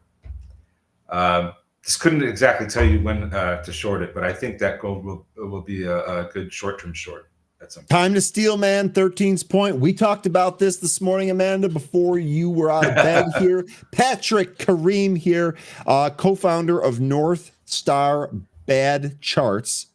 I almost thought I pronounced that wrong the first time, but it is actually North Star Bad Charts. Gold undergoes corrections even during bull markets, saying here it is historically stretched. So your idea for a possible short on a reversion back to the mean. Not bad. And even happens during bull runs. Goes to give you some more stats here. Even during bull markets, gold has had these corrections, some of them over 40%. So I think your idea here on a possible short on this extended gold chart, pretty good. Here we go. Grant Cardone, CEO of Cardone Capital. Gold acting like we are in a depression. Rates are going to drop like a rock. Here's another gold chart. Took 45 years to get back from the high 1980 on gold. We just did that. I think this is setting up for another move down here. Whole 9 yards. Zoom was down yesterday because of a cyber attack. So nobody was able to have that Zoom call yesterday, unfortunately. And Palo Alto Networks is the cybersecurity provider for Zoom. Yeah, and actually Palo Alto, so I actually saw a Keanu Reeves Palo Alto commercial this morning. Palo Alto basically not even responding to this. Down here 0.5%, but really held the lows here from yesterday. One more thing here, the whole 9 yards regarding your happy hour link. There's also something else I want you to or I also want to mention to you here. Happy hour, the happy hour call is a 1 hour call that is Zoom based, but it is also worth noting that you have 24/7 access to a happy hour chat room all day, every day. If you are a Benzinga Pro subscriber, if you're not a Benzinga Pro subscriber, I'm not sure what you're doing, but definitely check it out. We can hook you up. But there's also an accompanying chat room. It's not just the Zoom call. That chat room was obviously popping yesterday during the Zoom outage. Market continuing to bounce here, 525 on the SPY. We are up off the lows. And good morning, Lion Atlas. Good morning, Lion. There he is. He made it back from his hike. We were wondering about you. We thought a bear might have got you. A bear or a dire wolf. We were taking bets on that. Producer, did we ever get the... Sorry, 13. Yeah, we did. Sorry, I missed this. Producer, you gave this to me a long time ago. Do we finish the day and the week in the green, in the red, or flat? 44% of you said in the green, 33% of you said in the red, and 21% of you said flat. You're welcome, whole 9 yards. There you go. Get in there. Get involved. Yep. And we are going to try again today. So if Zoom is working, so we'll have you. Yep. And Al, you are more than welcome. Thank you for the gold chat. Happy to do it. I am not a huge gold trader. I'm not a gold bug. I never have been. But if it's big and if it's topical, we'll cover it. Remember, we had Ed from Direxion on. He said they saw a lot of flows in there, and they're starting to see outflows in some of those bullish or bull side ETFs. And so I've been seeing some of those buyers of the Costco gold start to cash in. They're making over $1,000 on their purchase. You know, Costco had to adjust their return policy. Did you know about that? Costco had to adjust their return policy on the gold bars specifically, print custom signs, and then inform everybody about it, because what was happening is when gold started to trade up, people were buying it, and if gold quickly turned around, well, they went back and returned it and then rebought it. And so what they did is they said, we basically can't have returns on these gold bars anymore because people were playing the price of gold by buying and returning because Costco is so lenient on its return policy. I think that policy may have kind of come back to bite them now, because if they were getting returns now, they'd be probably really happily giving their money back to those customers at $2,000 since the price is over $3 now. But anyway, I don't think that they're necessarily looking to be a gold trader. So it's a smart policy. Amanda saying Ryan isn't a big fan of winners, so gold is not his thing. Just absolutely out here with the knives, Amanda. Yeah, I'll remember that. I will remember that. Don't you worry about that. Al here saying gold and diamonds, a girl's best friend. Indeed. Also, I did get an update on the diamond and the colored stone market. The diamond market is absolutely recovering. The reason it was down is because of the synthetic stones. Folks, as I told you before, synthetic diamonds, no value. No value. Do not be fooled by the stores telling you that they are worth this, that, and the other thing. I talked to a bank of appraisers. Impossible. impossible to value synthetic stones. I understand they look the same. The whole thing that you have to understand, there's no rarity with man-made diamonds. None, zip, nada. Rarity is one of the huge factors that makes stones more valuable. It's not just things like carat size and clarity. It is also rarity, and synthetic stones don't have it. The diamond market took it in the gut. That is because of the overproduced synthetic diamonds. And that is recovering already, STFU. You just got to understand the difference between a product and a resource. Kathy, synthetic diamonds are products. Real diamonds are a resource. You're absolutely right. Kathy, that is correct. You can no longer return gold to Costco. They did allow that early on, though.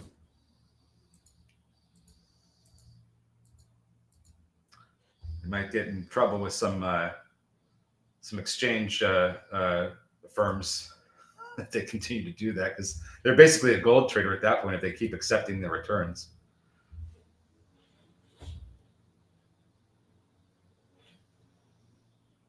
Yeah, the thing with silver is that the gold silver ratio is just absolutely at a massive. It's over 100. So one of two things is going to happen: either the price of gold is going to really come in, or silver is going to steadily make its way up to narrow that ratio as it normally does. I'm going to think that gold's going to come down, but silver should still rise a little bit. But I think gold's coming in to mitigate that ratio. Wiss looking to play Eventbrite here. So Wiss, I like this. I like when the IPO sells off first. I think that does kind of set up for a potential bounce later in the day. EDHL, Eventbrite, IPO open here starting today. Wiss, I kind of like that idea. I almost wonder if this would pull to 4.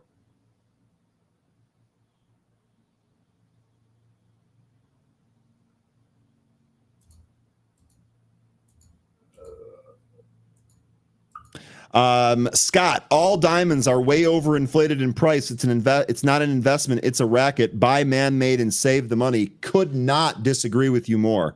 Could not disagree with you more. Buying those man-made stones, you will not make any money. That diamond market is recovering. Completely on the other side there. It'd probably be more worthwhile to get a cubic zirconia. Or moissanite. Yeah. STFU saying, I love sapphires. Most people don't realize that the strongest windows are made out of sapphires. Sapphires is a corundum. That's 9 on the Mohs hardness scale, 1 level below diamond. The colored stone market also recovering here. Colored stones have been doing, pretty good. And all of the big ones, right? All of the big ones seem to be really popular. I think there's going to be some trouble with rubies. I would have to ask him again for some more clarity on that, but I think some of the ruby market might just kind of be some of those prices might be inflated because of export controls on that. I think gold corrects a little bit when we get to 3,500. Certainly could keep going, but with the extension that it's in and how over concentrated investors and traders are in it, I think that there is going to be some kind of a corrective move, but certainly could go higher after that. One thing that my wife's been really into lately is tanzanite, since that's only found in one part of the world. Yeah, and the tanzanite mines, those are tough to get gems out of too. Tanzanite, an amazing stone, a blue and purple stone. In fact, the more blue it generally is how you're going to get more of the value out of that stone. Tanzanite, one of my favorite stones, also fairly hard. We don't make diamond windows, but we have diamond blades. We use diamonds in all kinds of things. Yeah. Mostly for cutting. Scott saying, try reselling a diamond. Scott, I went to, Amanda's saying here, I used to be a gemologist. I was not fully a GG. I did pass the diamond grading and pricing course in the GIA School of Gemology. So I was halfway down there. But real quick here, try reselling a diamond. Part of the problem there is that, first of all, you're not going to be able to resell a synthetic diamond, period. no one is going to buy it. The other thing is if you bought a real diamond and you bought it from something like a Kay Jewelers or a Rogers and Hollins, you probably overpaid for that. All of the diamond purchasing that I have done or will do will be from wholesale pricing. I'll have no trouble reselling it.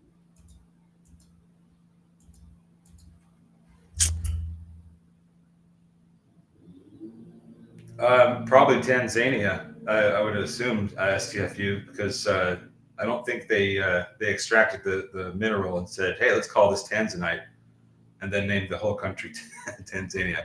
Maybe I'm wrong, but I don't think that's the way it went.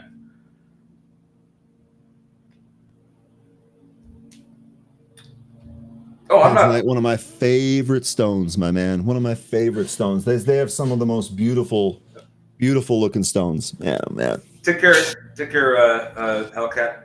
Take care of yourself, folks. We're almost out of here. 3 minutes left until we're out here. Actually, we do have something coming up next here. Where did the producer tell me that? Where did he tell me that? Right in here. I got so many chats with producer. Netflix earnings call. The stream will automatically redirect at the end of the show to the Netflix earnings call. That's not going to be till tonight, though. There you go, STFU. Yeah, nice. He's a woodworker. Take care of yourself, Kev. And he uses diamonds for sharpening chisels and planes. There you go. I'll try and get my hands on the most recent pricing guide, and we can have some more discussions on some of those stones. I want to have the data in front of me, and I don't have a recent one. I've only got some of the older ones. Thinking about it as Mick is his favorite stone. It's a musical reference. Yeah, the Rolling Stones, of course. Oh, okay. Well, there's an interesting little piece of the trivia there from STFU. The name Tanzania, was created as a clipped compound of the names of the two states that unified to create the country. Not going to pronounce the first one, but Zanzibar is the other one. Yeah, and it does seem a little slow out here. It does actually, the market here. So before we sign off here, S&P futures down here about 0.1%, basically at flat. It does look, in fact, I can go put it up. By the way, Wiss, look at that. We've already started to bounce here in Eventbrite. Let me know how you do with that. Here's your look at the SPY. It does look like this is kind of rolling over here. Again, one of the big levels that I want to take a look at here is going to be this 520. I'd love for us to get another test of that. That actually probably would help me get out of some more chunks of the short here on via SPXS. Yeah, Christoph, we were saying that's the only place you can get Tanzanite. Absolutely. And then Big Adiz is there before a few times, actually. He said either pronunciation is acceptable. So it doesn't matter that I got it wrong. Sorry, and I apologize. I was not trying to correct you there. It's all right. It's all right. You're good. Thank you for that pronunciation, though, because the one I didn't even take an attempt to. Tanganyika. Masroor, looks like this is working fine. I would just reach out to support if you're having some trouble. Movers list absolutely seems to be working here. Okay, we're out of time. We're out of time. Yep. Closing words for the group here, 13. Happy holidays, everybody. Enjoy your weekend. If you celebrate Easter, happy Easter. Folks, we'll be back at this on Monday. It'll be a good time. Enjoy your weekend, and I'll see you then. Take care, everybody. Absolutely. Good stuff here, 13. Great job, as always, here this morning. Folks, remember, no market tomorrow. It is closed for Good Friday. There won't be a show, and the market is closed, so don't show up. Enjoy your 3-day weekend. Happy Easter to everybody out there. Stay green, stay safe, stay focused. We'll see you next week. Take care, everybody.